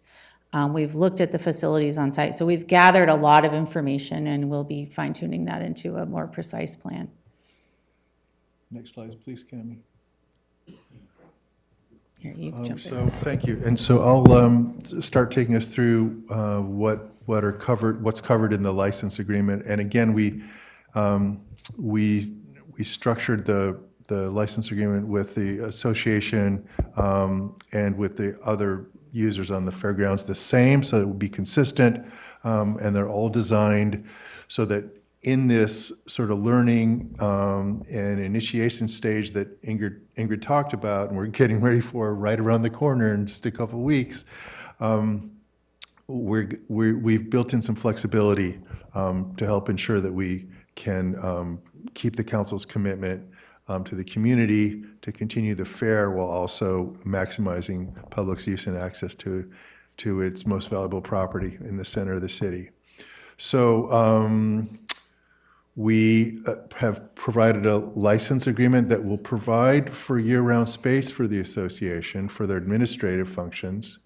And as the slide indicates, full access for the fair time, which is identified there, and it's not just when the fair is offered, but the license provides for installation for the fair and takedown from the fair for the fair. But it's also, and particularly the first year, it's the plan is to avoid disruptions that would interfere with offering the fair while also trying to achieve harmony among the various uses there, like Live Oak, Happy Hearts, and the other uses that are on site. And one of the key mechanisms we have for doing that is we have a provision that requires an annual fair implementation plan to be presented, so that helps make sure that we're preparing to accommodate the needs that the fair has to offer the annual fair, while allowing us to facilitate and be creative about the footprint so that we avoid conflicts among the other uses. Let's see. And there's parallel language in the other tenants' license agreements, like there is in the associations itself. Let's see. And I guess I'll re-emphasize, but I think the council and the community are aware, is this transition period of 3-year licenses with 2 1-year renewals are designed to get us through this initial use, preserving the fair and the other uses while we maximize other public uses, and we'll be introducing those on the site, and master planning to get ready for longer-term planning on the site. And you've started to hear some of that coming forward, and it was referred to tonight also with respect to public safety facilities, et cetera. And we'll be happy to answer if there are more detailed questions about the license. And I'll let Ingrid talk about the timeline of discussions with the association representatives, and Brian's here too, because they were both in many of those meetings. Thanks.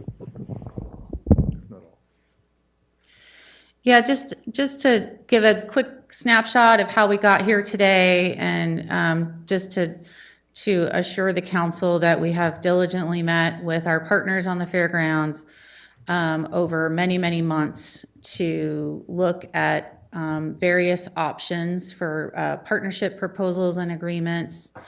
At this time, this license agreement is the most strategic way to support the DAA so that they could continue to host the annual fair, produce the annual fair, keeping them on site with the property that's the administrative space and the maintenance space that'll be free of charge year-round, and then having access to the full fair footprint during the fair. Yep. So if we could have the next slide, please, Cami? Yeah. So this is a map showing sort of all the uses together, so you can see the different uses that you approved in the license agreement, including Live Oak and the Java Hut, Elroy's, et cetera. And then you can see the striped properties will be the 2 properties that the DAA will be using year-round.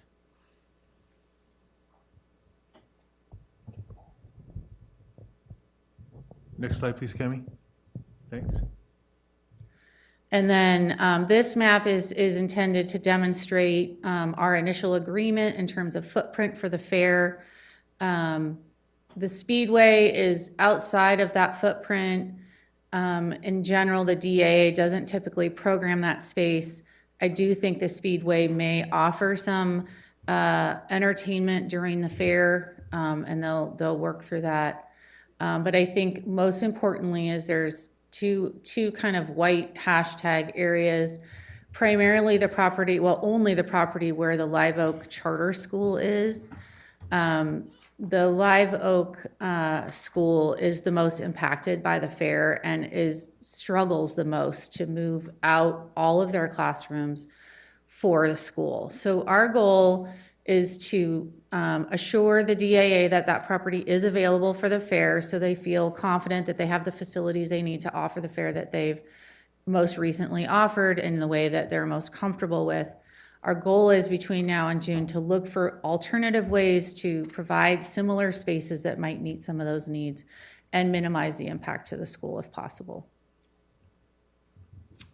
And I was just in touch with the principal today about getting their license agreement in place, and they're very much looking forward to partnering with us to do that. Thanks, Ingrid. Next slide, please. Thanks, Cami. So there's two important actions before the council tonight that need to occur before the new year. And we're talking about one of them, which is the agreement with the association to provide further non-exclusive use of the fair property to continue to offer the fair and to coordinate with the other uses and the expectations for maximizing use on the site, such as you've heard us talk about and you've directed us to do, and we're glad to be delivering on that. And in addition, though, there's also a zoning exercise that's also on the agenda for tonight's council meeting, and our community development director, Brian O, will talk some more about that. That's necessary because the other uses, the other tenants that are operating and have been operating on the city's fairgrounds property, a number of them are not really permitted uses. And what's going to happen on January 1, 2024, when the lease expires with the 4th District Agricultural Associations, is that will have the effect of activating all of our police power, land use regulations on the site, and we actually need to accommodate the existing uses to ensure that they're lawful, because it would be inappropriate for the city to be enacting licenses for unlawful uses on its own property. But you'll see when we get to that item, there's more happening with the overlay than just that, even though that in and of itself is an important action. We're also providing a mechanism in the overlay to do the other things that the council and the community have directed that happen on the site, in addition to the fair uses and the existing uses, and that is bringing all kinds of other uses onto the site to test drive those, things like farmers markets and more that Ingrid also talked about in some of the feedback we got from the community and during the Healthy Democracy exercise. So, yep, I think that covers that. And if we could have the next slide, please, Cammie. Was that it? Good. So, let's see.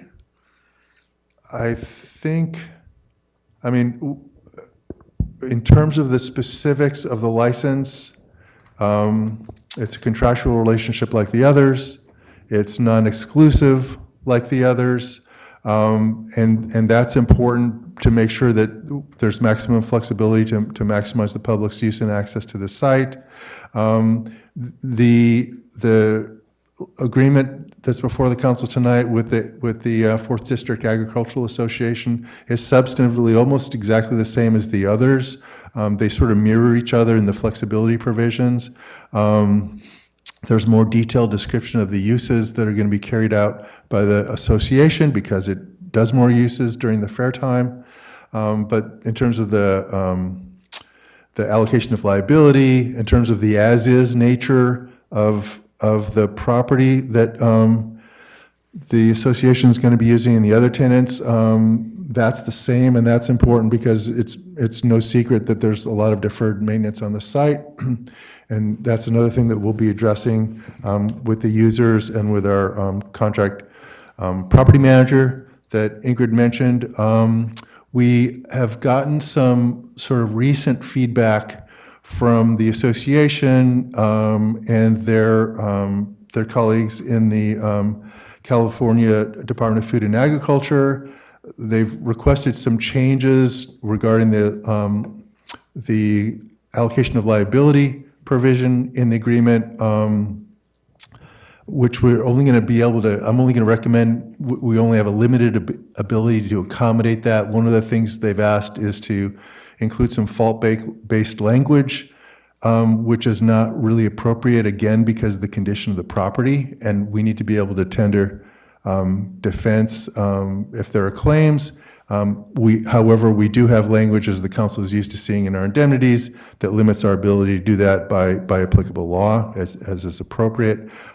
There is some accommodation we can do in what's been requested of us in that language with respect to who provides a defense, but again, we'll have to adjust that a little bit because we cannot accept folks offered to defend claims that may not be actually able to do that because of the rules of professional responsibility that apply to attorneys and potential conflicts of interest that they may have or conflicts among representation.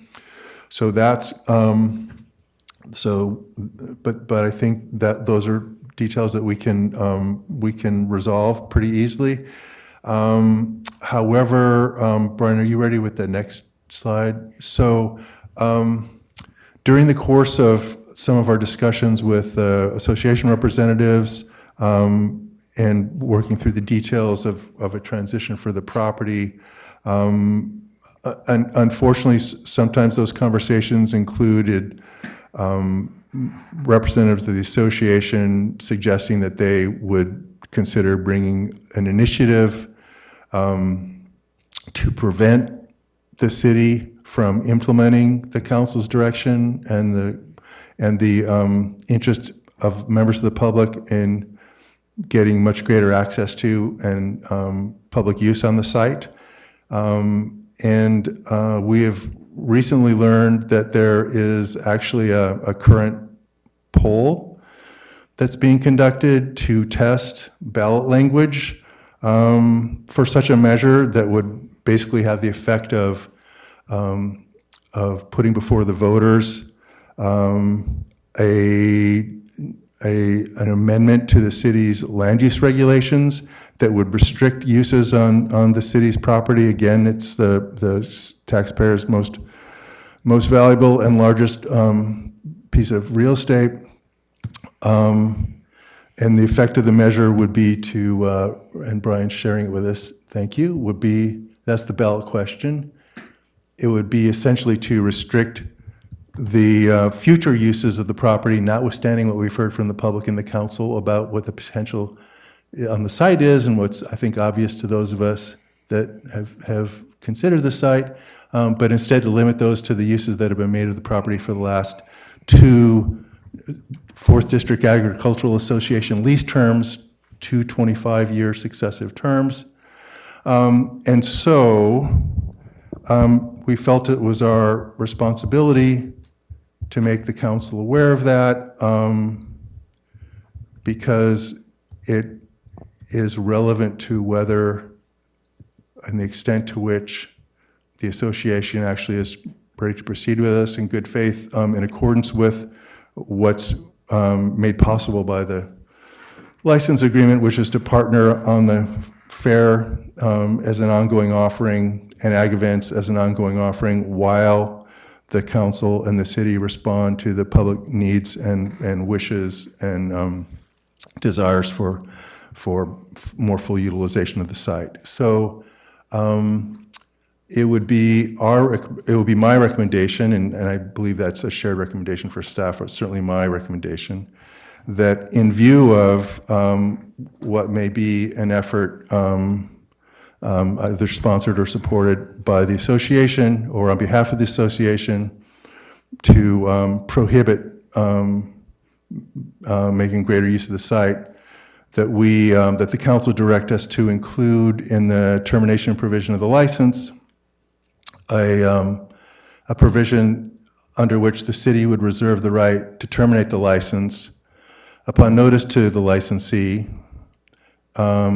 if a notice of intent to circulate a petition on a measure to restrict the future use of the city's fairgrounds property to fair and/or ancillary uses is filed with the city, and that in such event, the city would cooperate with the licensee regarding a reasonable timetable for orderly winding down of the licensee's operation on the fairgrounds and removal of the licensee's staff and movable property from the fairgrounds.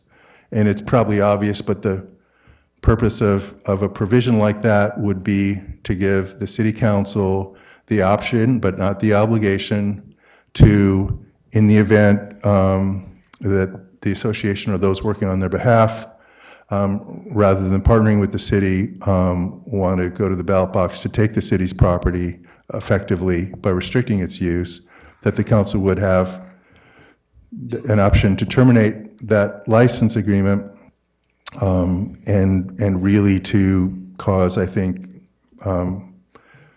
the association to choose between the partnership that's being offered and the possible course of action that is opposed to the will of the majority of the community members in the council. So that is that concludes our presentation. the proposed agreements are in the package. Be happy to answer any questions of the council. And I need to note, you've heard from Ingrid tonight and from me, and we've talked about Brian's partnering with Ingrid, but this has been a very extensive staff effort to deliver this very important priority for the council and the community. It's not just those of us you see here, but those of us that are present will do our best to answer any council questions. Thank you very much.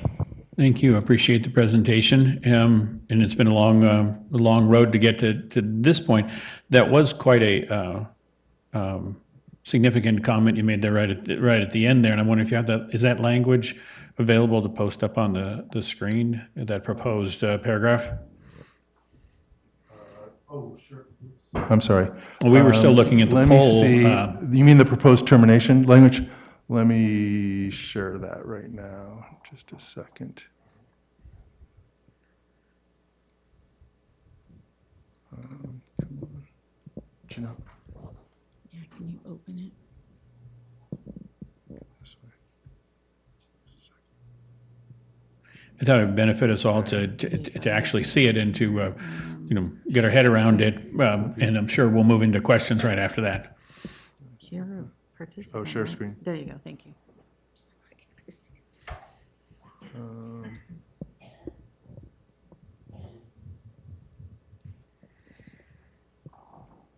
Say share.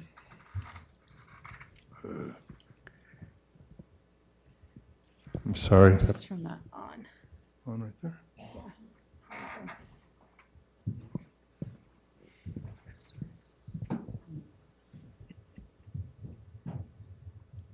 No, Don't. Will that work? Cancel. Did I? Will that work? Go ahead, sorry. There it is, it's ready. Yeah. There we go. Okay, that's fabulous. Okay. And maybe we, Yeah, I'm going to. Sorry for the technical ineptitude, and thanks to my colleagues for assisting. whoa, whoa, whoa. A little bit less, a little bit less. Sorry. It's like, if only you could let me. Okay. And then scroll down and kill this. Okay. So hopefully you can read that. And all, the council can give direction and we can implement the language if that's what the council would like to do. But again, when we became aware of this current polling that seems to, it seems intended to provide for an initiative option, such as representatives of the association have mentioned during some of our discussions. We want to make sure the council was aware and think it would be prudent, at least for the council, to consider having this option if the association or those on its behalf choose the route of preserving the status quo and prohibiting the increased use that the council and the community wants to see on the property. Thanks. Right. And so are you saying we can add something to the contract? The council, if it votes that way, can add to the contract at this time, right? Right. We would add it to as a third paragraph in the existing termination provisions, because currently the termination provisions provide for termination by agreement and termination for cause upon breach of the association or the city. And it's certainly the city's right to if it wishes, reserve the right to terminate for convenience. This wouldn't be such a broad right. It would just be reserving that right in the event that a notice of intent to circulate a petition on a measure to restrict future uses were filed with the city, and that would be the first step that would need to occur to put a measure before the voters that would purport to do that. So we would get that notice, and if the council wants to include something like that in the agreement or direct us to do that, that would reserve that right for the council and only the council to direct at some later time. Thanks. Right, and just seeing this, how it would fit in the documents and stuff, and so I appreciate you talking about the termination paragraph 11, this would be C under that area.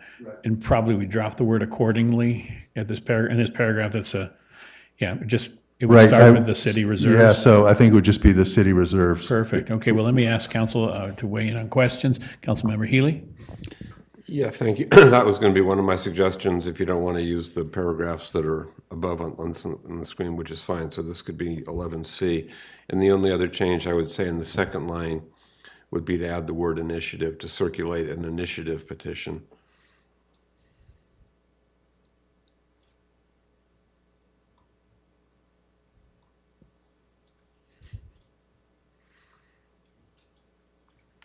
Thank you.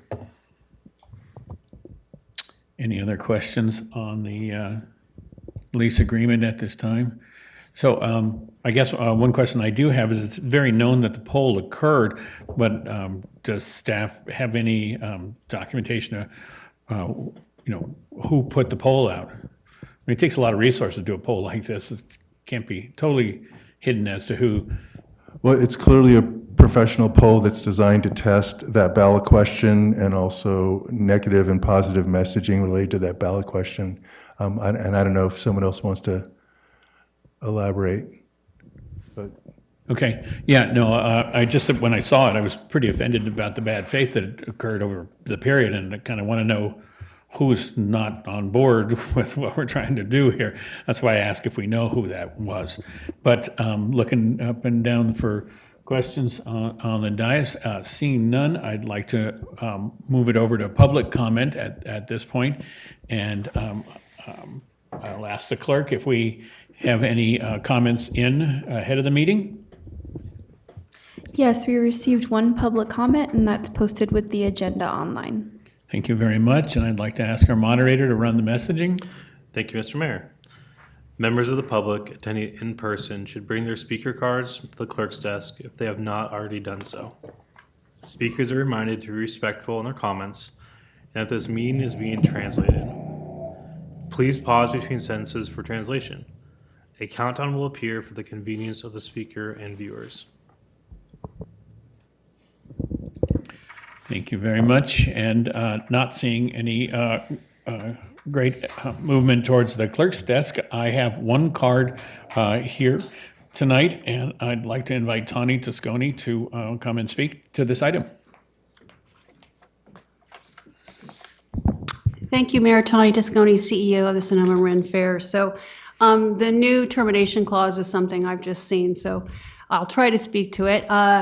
I guess if you guys feel that the community feels you guys are going in the right direction, then I don't understand why you're concerned if we ran a ballot measure, because in your theory, you guys would think we would lose.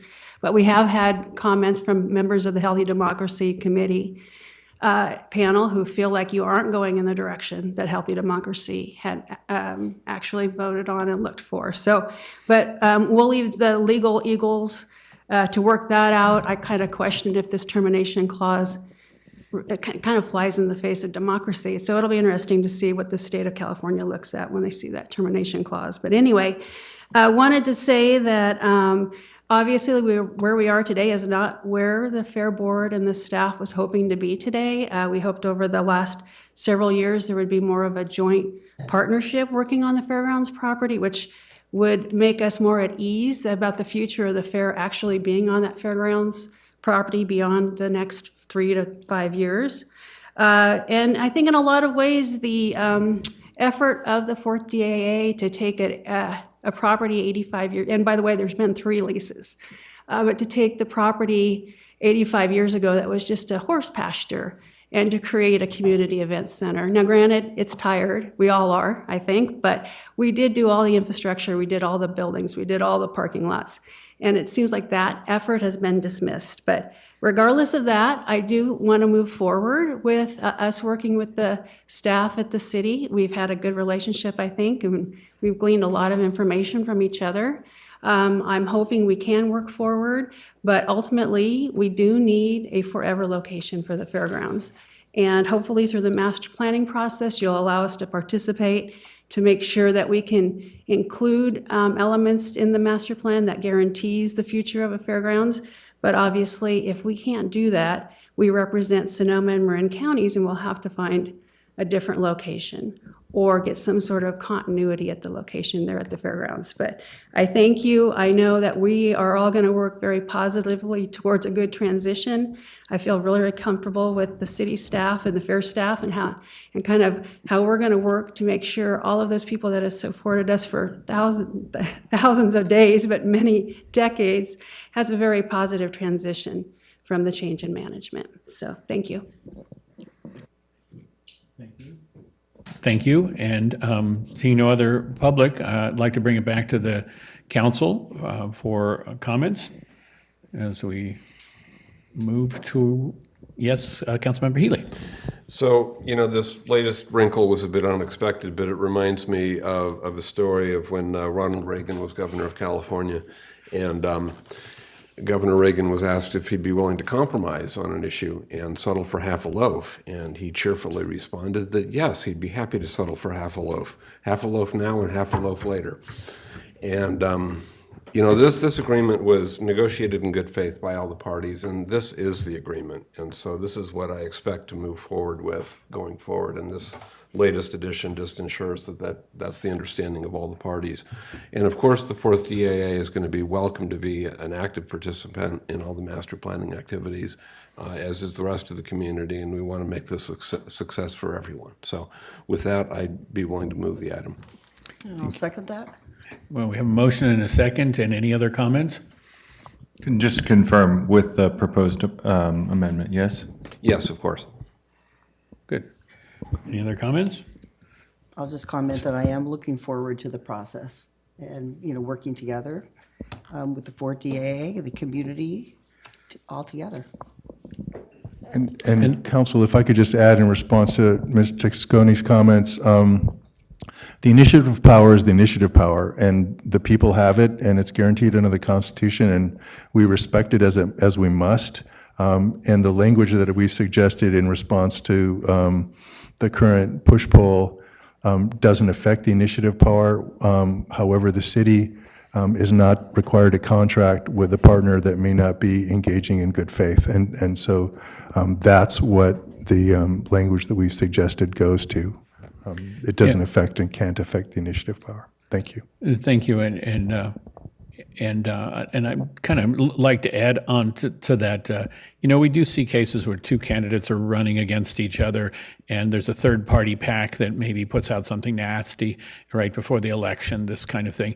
And it's sort of incumbent on the party who's a beneficiary to disavow that last-minute dirty pool in election campaigns. And we would expect a good faith partner would disavow this kind of thing if it ever did occur in the relationship here.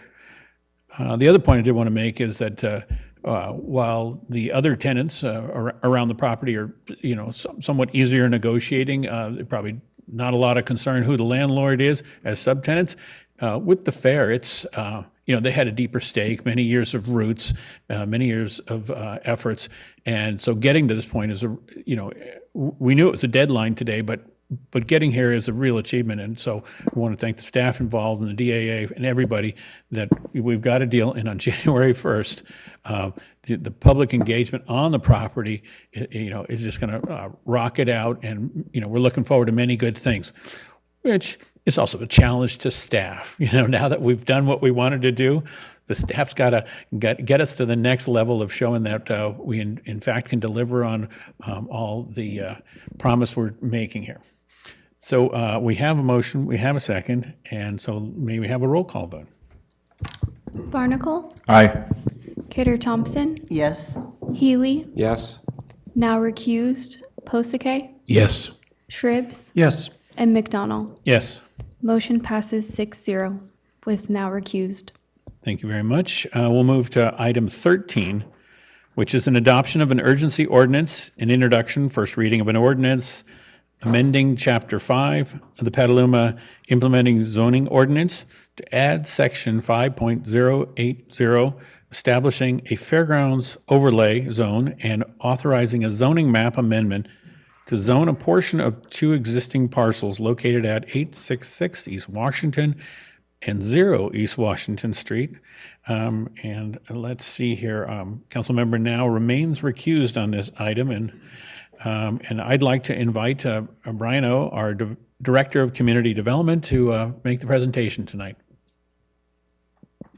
Welcome, Brian.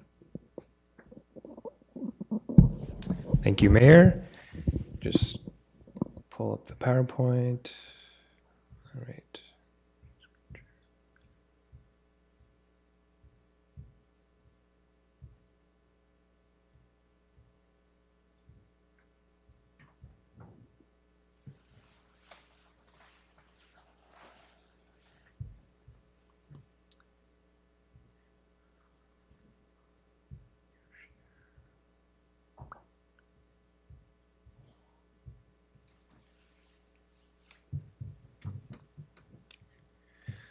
Okay, so Mr. Mayor, City Council, members of the community listening online, my name is Brian Ode, your Director of Community Development, and I'm happy to present the final piece of legislation on to the Mayor's point, a very intensive process that not only included this City Council, but also staff as well as community, particularly the Healthy Democracy participants.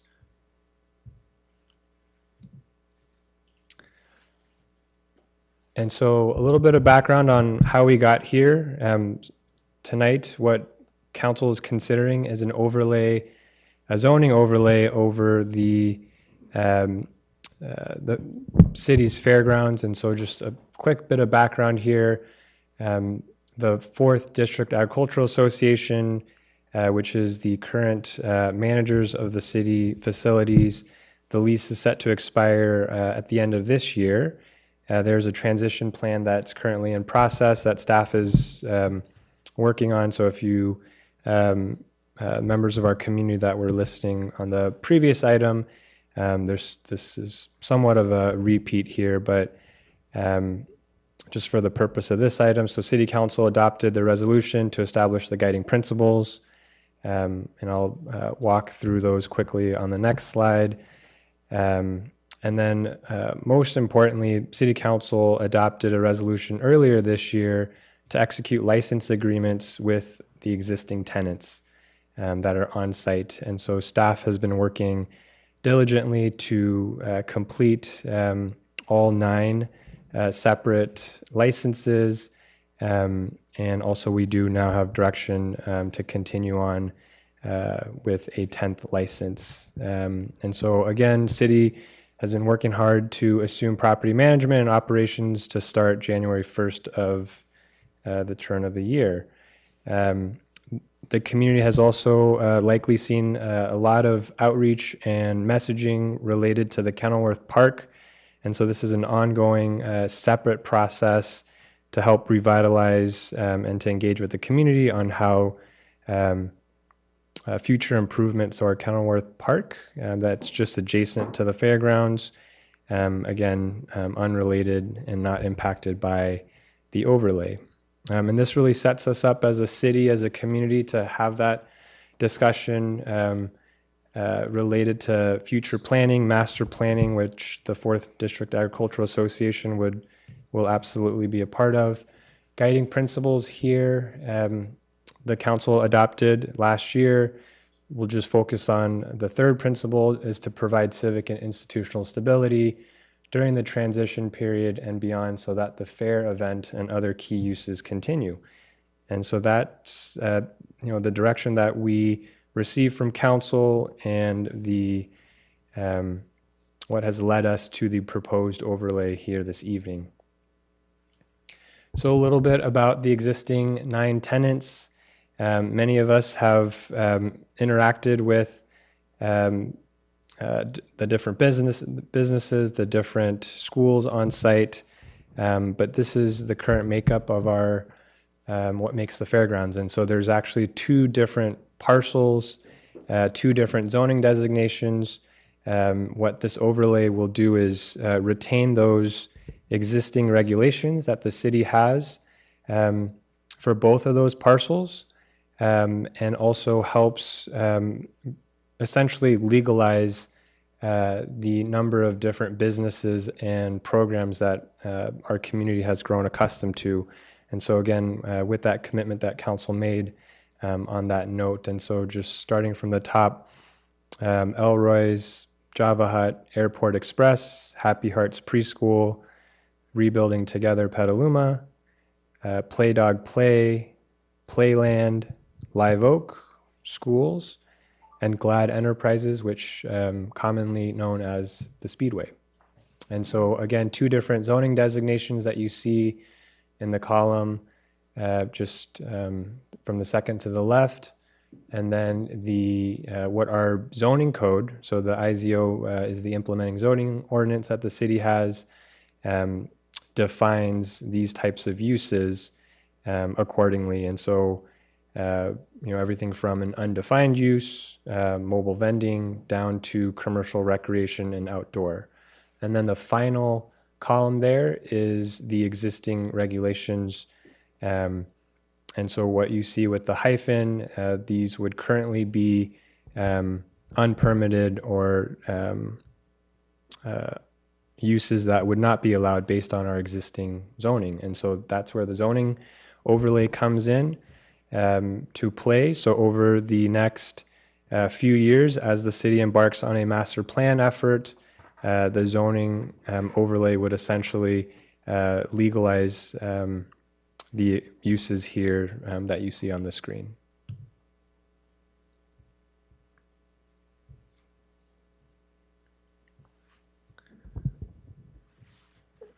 And so this is an aerial shot of our city property here, civic facilities.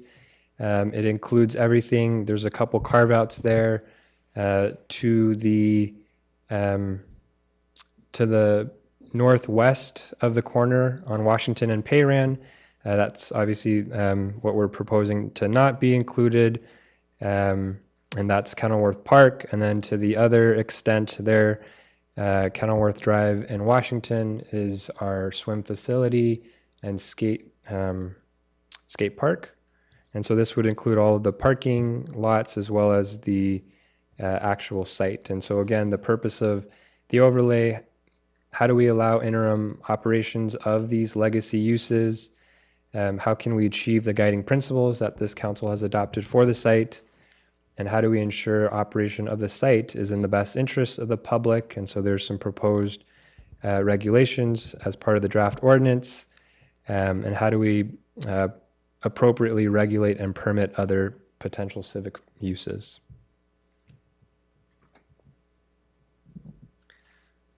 Again, this just another little clear example. So civic facilities, most of the fairgrounds itself, the parking lot is currently zoned mixed use 1B. And so there's a number of permitted uses attached to that zoning designation as well as civic facilities.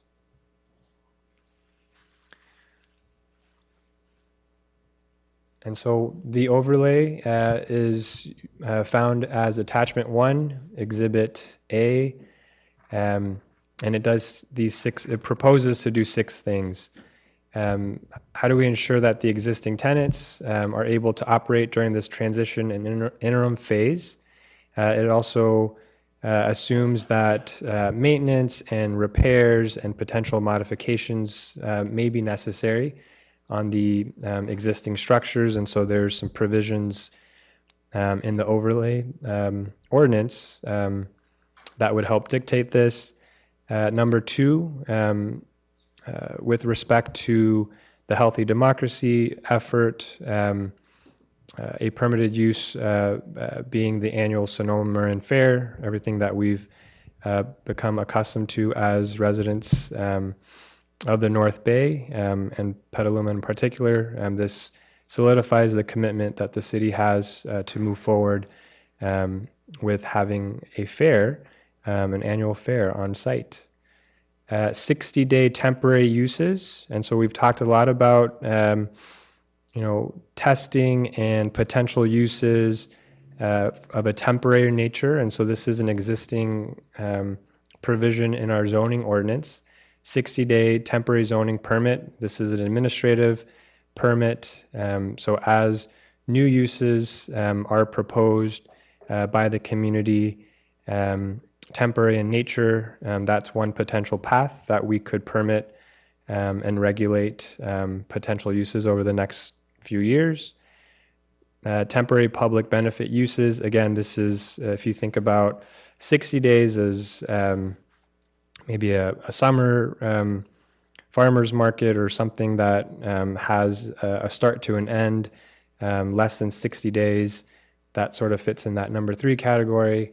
The fourth is a temporary public benefit use. Again, this is would be an administrative based on a number of findings, including is there a public benefit with the proposed use.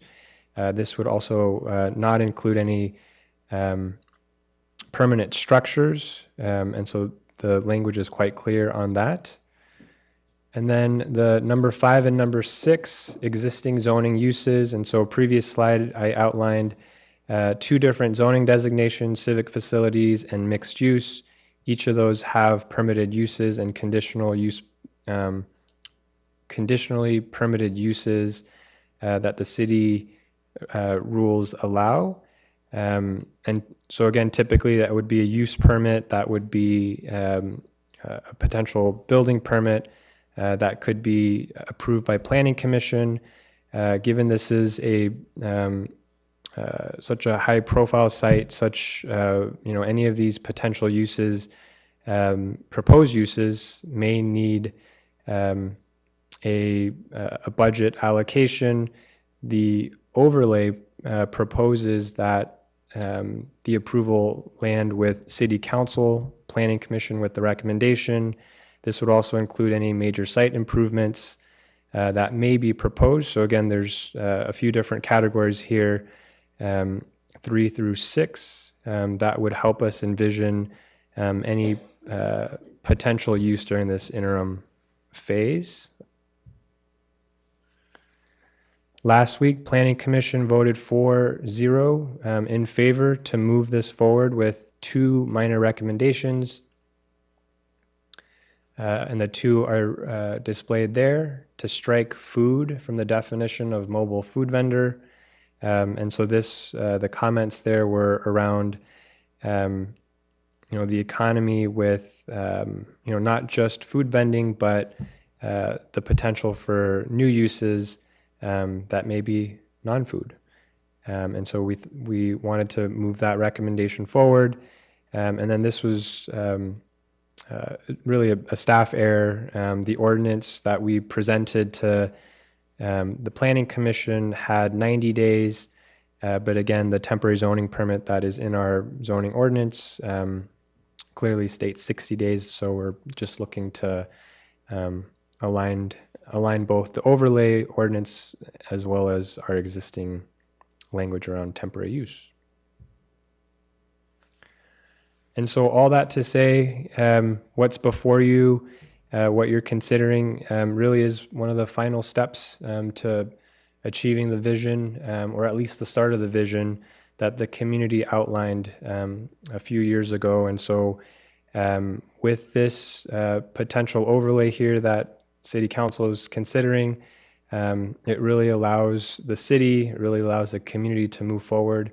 It ensures the interim uses remain intact through this transition phase as we work diligently with the community to reimagine the fairgrounds. And with that, Mayor, I turn it back to you.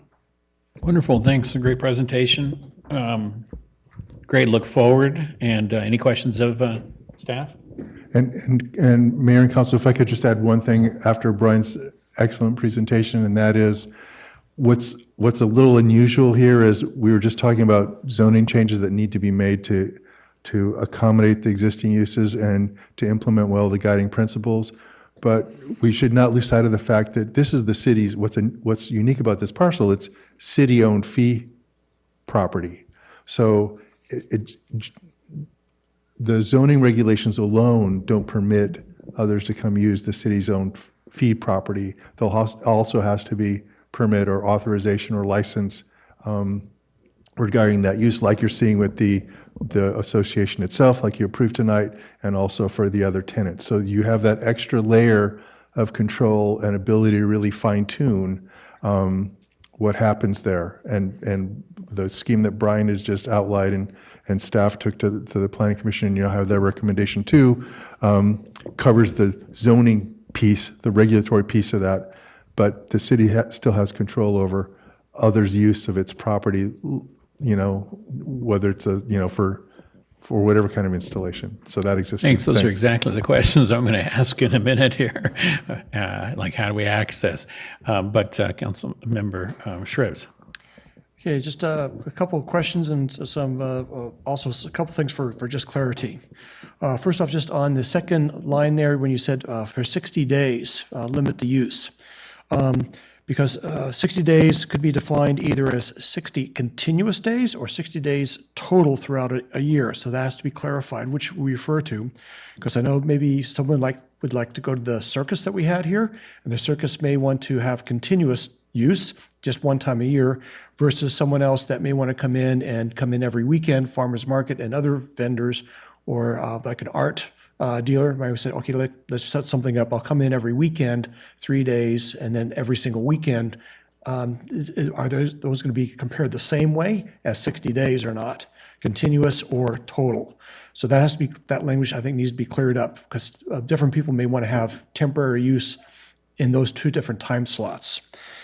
So that I'd like to see that changed, either total or end or continuous that way. Then. So Councilmember Shribs, what Brian's referring to and the overlay refers to is already existing language. Mm-hmm. They're temporary zoning permits. Is that right, Brian? Correct. So the ordinance that's before you, it just references section 7.070 of our zoning code.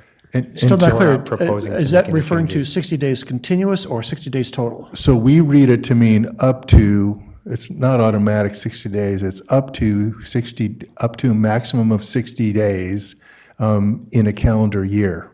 In a calendar year, so total. Yeah, and when you think of, I mean, it depends a little bit on what's being proposed, but and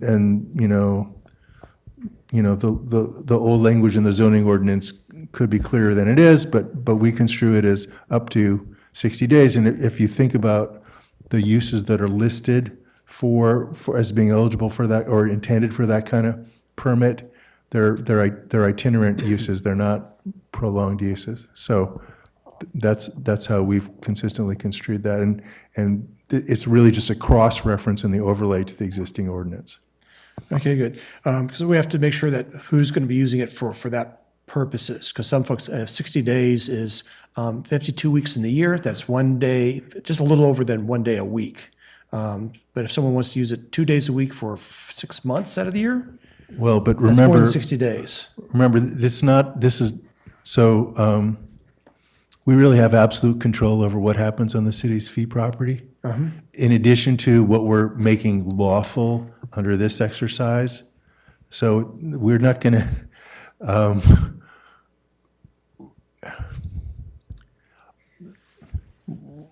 this provides some tools for staff to implement the council's direction, but it doesn't diminish our control, really absolute control over what gets to happen on the city's free property. Okay. So it's going to really be a function of what the code permits, because we can't be authorizing unlawful activity on the city's property, but also what it is that's desirable to implement at the staff level and at the council level for the council level approval. So that's why there's going to be so much discussion about what are potentially beneficial uses. And my own hunch is that a lot of the uses being test driven will start out to be pretty short term in nature, unless they're with existing community partners and we We've, done that use on other parts of the city, and we know what to expect. So it's going to be a whole range of things, but I just want to be clear that how extensive is the control that we have, and so it's not like we're going to be visited with having to accept uses that the overlay permits, but doesn't itself authorize. That's what I'm trying to Okay, cover. good. I would just set some clarity there. And then I think this overlay is meant to be more of a temporary over during the transition period rather than long-term, because I think the Healthy Democracy folks came with all these ideas and may have a little different attitude of different change they may want. A more community-based, less business, less commercial, let's get rid of all the businesses maybe might happen down the line here. So when we do this overlay, are we looking more as a temporary thing with a deadline, or are we looking at continuing this type of overlay longer than that? Great question, Councilman. So typically, so what you're pointing to, typically sometimes there's a sunset clause. This does not propose one for a number of reasons. Essentially, we've identified and committed to doing a master plan effort. And so we want to see that plan process to fruition. We also, as you know, Councilman, in the midst of a general plan update. And so, of course, any final work that happens, any completion of the general plan update, any update to the zoning code would include alignment with the overlay. And so that's, again, that's something But we the could basic look at. intent is what I'm asking is, the intent of the overlay is a temporary through this transition period, and then we'll work it out. After the transition period, we'll have a better idea, and we may be changing the overlay language. Right. We fully anticipate that ultimately we'll have the new general plan, we'll have the new implementing zoning ordinance. That's the zoning level regulations implementing that plan. But as Brian just mentioned, we didn't know exactly, and I suspect it's not going to be all at once, how it is that the master plan is going to get implemented. And we still, until we have the new zoning ordinance, we still need these mechanisms to make uses that are lawful and also to provide for all the activation of the site that we're going to be ramping up on an interim basis. So that's why we weren't able to land on a sunset date. But what we fully anticipate is the site will be master planned. That will be informed by and inform the general plan process and the zoning ordinance that's going to implement the new general plan. That'll be the more permanent holistic scheme for the land use throughout the city, including on this site. And that should obviate the need for the overlay to continue. We can probably get rid of it at that time, but we need the tools it gives us to keep, maximizing the public's use on the side and having harmony of the uses on the side in the meantime. Okay, So good. that's why I just want some clarity around that. Yeah, that's why no sunset. We started out with one, but So we that's a realized. yes. Okay, good. Then getting down to, there's terminology of temporary and no construction. And I know my group, one of the groups I work with is Relief, and they've already been asked to plant trees at the raceway area along the fence line and the like, which are sort of permanent. And there's other folks that may want to do a few other things. If someone wanted to suggest maybe starting a culinary art school in one of the buildings, more of a long-term use rather than a temporary use. How do we approach it? As I get asked these questions, how can I answer them? Well, if I could take a crack at a two-part question. Trees, I wouldn't consider that. So if you look in the ordinance, new permanent structures and uses, and so when I read that, I don't think tree planting to be prohibited or prohibitive. And then to your second question about new potential uses such as a commercial kitchen or something that may require some new infrastructure. That's why we've proposed it this way. So there's essentially,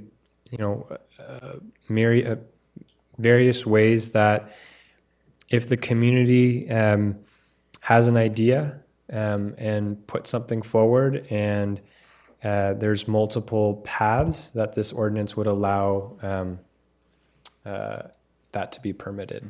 The most important thing is that we're going to be doing the master plan process. So before we commit to any permanent uses on there, we want to make sure that it fits with the master plan process. Right, and this is, what's before you really is intended to be a scheme to allow staff-level determinations for things that are clearly consistent with the guiding principles and that are short-term and low-impact in nature, versus ramped-up level approvals going to the planning commission and the council if it's a more lasting thing and a more significant footprint. And it's in the background of all this, it's important to remember that thing I added to Brian's presentation, which is just because it's permitted under the overlay doesn't mean it's approved to do, to actually do. So even something as cool as trees are, and we know we want to have an urban canopy, and I imagine someday we're going to have an urban forester and the whole thing. But trees are long-lasting; they're meant to be, and you know, we've already started to hear from staff presentations, feedback from the council about things like public safety facilities, how precious every square inch out there is, and how the master plan really needs to guide that. So, so that needs to be thoughtful, and this is intended to be what's before the council is intended to be a thoughtful way to start activating the site while leaving it open for maximization as a result of the master plan. And that's, you know, it's the council, as it always is for the council to judge whether we've thread the needle right and struck the balance right, but that's certainly what we are trying to do, very mindful of the importance of the master planning process and how it needs to preserve all the options it possibly can for such an incredibly, you know, potential-filled, underutilized site with you know, such opportunities for the city. Okay, which leads me to grounded into actual examples. So one of the things that we've already talked about is building the fire station and police station, new construction that's going on. And if we do get the measure, more tax money comes in and all of a sudden, or grant money comes in for a center, to help evacuation type center. If we get those monies in, $20, $40 million, does this ordinance allow us to break ground and start doing something on that site before the 3 or 5 years is up? If the council so approves, because that's exactly the kind of thing that's not a staff level, you know, decision, but it's a vehicle. It's a vehicle for that. Yeah, so that's still a possibility. Oh, yeah. We're not, I'm just trying to get some clarity and some transparency here on, so it's clear as what we're doing and what's possible. Yep. And the other one is just as some opportunity. So if I'm a entrepreneur looking at opportunity here, are we opening the door a little bit at this point and saying if you want to use some of the facility now to do something, please come talk to us? Versus we don't want anybody talking to us until the master plan is done for the site. We want to have an open door for entrepreneurs who want to actually try, or nonprofits that may want to come in and try to do things.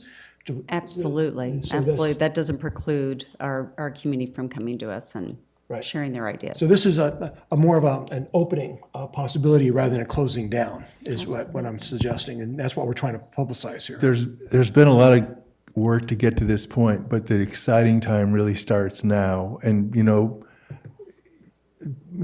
and this is just me talking, but I feel like as rich as was the public input during the Healthy Democracy time, that's just the beginning too. I mean, Peggy's talked about the fairgrounds as the one Petaluma site where East and West unite, where it's a hub of our nonprofit partnerships.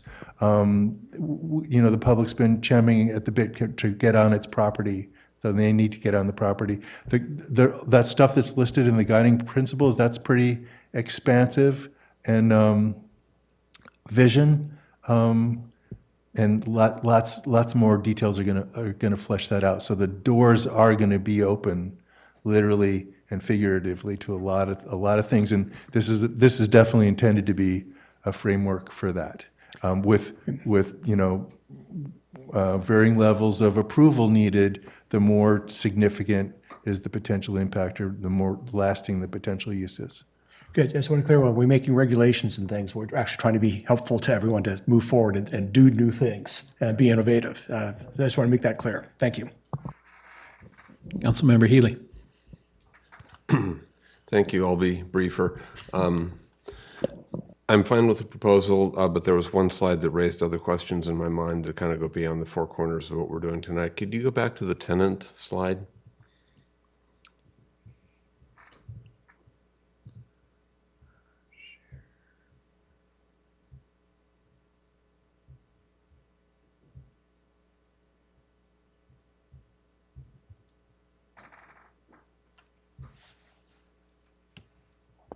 That one, yeah, thank you. So the first line, Elroy's IZO use category undefined. Does that mean that other food vendors in town aren't in proper zonings either? Because we have other ones. So we don't have a definition for mobile food vending. We, in the past, historically have had a permitting process, usually a conditional use permit. And so there is a historic way that we've approached previous food trucks. So the other ones are legalized through that process? 100%. Okay, thank you. Thank you. Or they're just entrepreneurs. They're independent. I know, a lot of soccer tournaments I go to have a lot of good food trucks at them. And so I'm hoping that we codify mobile food in general plan update. Would that be our goal? That's awesome. And then my concern is not really the events we're bringing on in the interim period, but what the burden is to get through that. And, because getting a CUP could be, extensive, exhaustive. So the events we talk about are a pickleball tournament right away. We talk about pop-up roller hockey. They bring in the walls, and you play within the walls. And these are things that could fit on the property right away. And we have an art in a park idea. We have an Italian street painting fair in other cities, and then a food truck rally, food truck opportunity there, night at the food, maybe there's a band there. Could you briefly talk about what permit those kinds of things, or maybe there's a difference between those kinds of things, and how hard would it be for my little nonprofit to get a permit to do that thing? Absolutely, Mayor. To what everyone has pointed to, we are, essentially this is adding existing public property and public facilities into our park and recreation system. And so what staff has been working on, our counterpart, Drew Halter, is leading this effort, is in essentially taking the facilities on the fairgrounds, incorporating them into our permitting system through parks. And I see our director is here, but basically someone, for example, pickleball tournament, they would submit, rent the space that's available if it's available, and we would get them essentially a over-the-counter permit. But we'll turn it over to Drew if he has anything to add. No, thank you, Brian. Appreciate the question. Mayor, good evening, council, members of the community. Drew Halter, Director of Parks and Recreation. And we really can go about this in two different ways. One, like Brian alluded to, enter into a facilities or a park permitting process for the space. So you approach Parks and Recreation staff or city staff. Hey, I'm looking for a venue. We've got this great new community program or event, and we usher the process that way.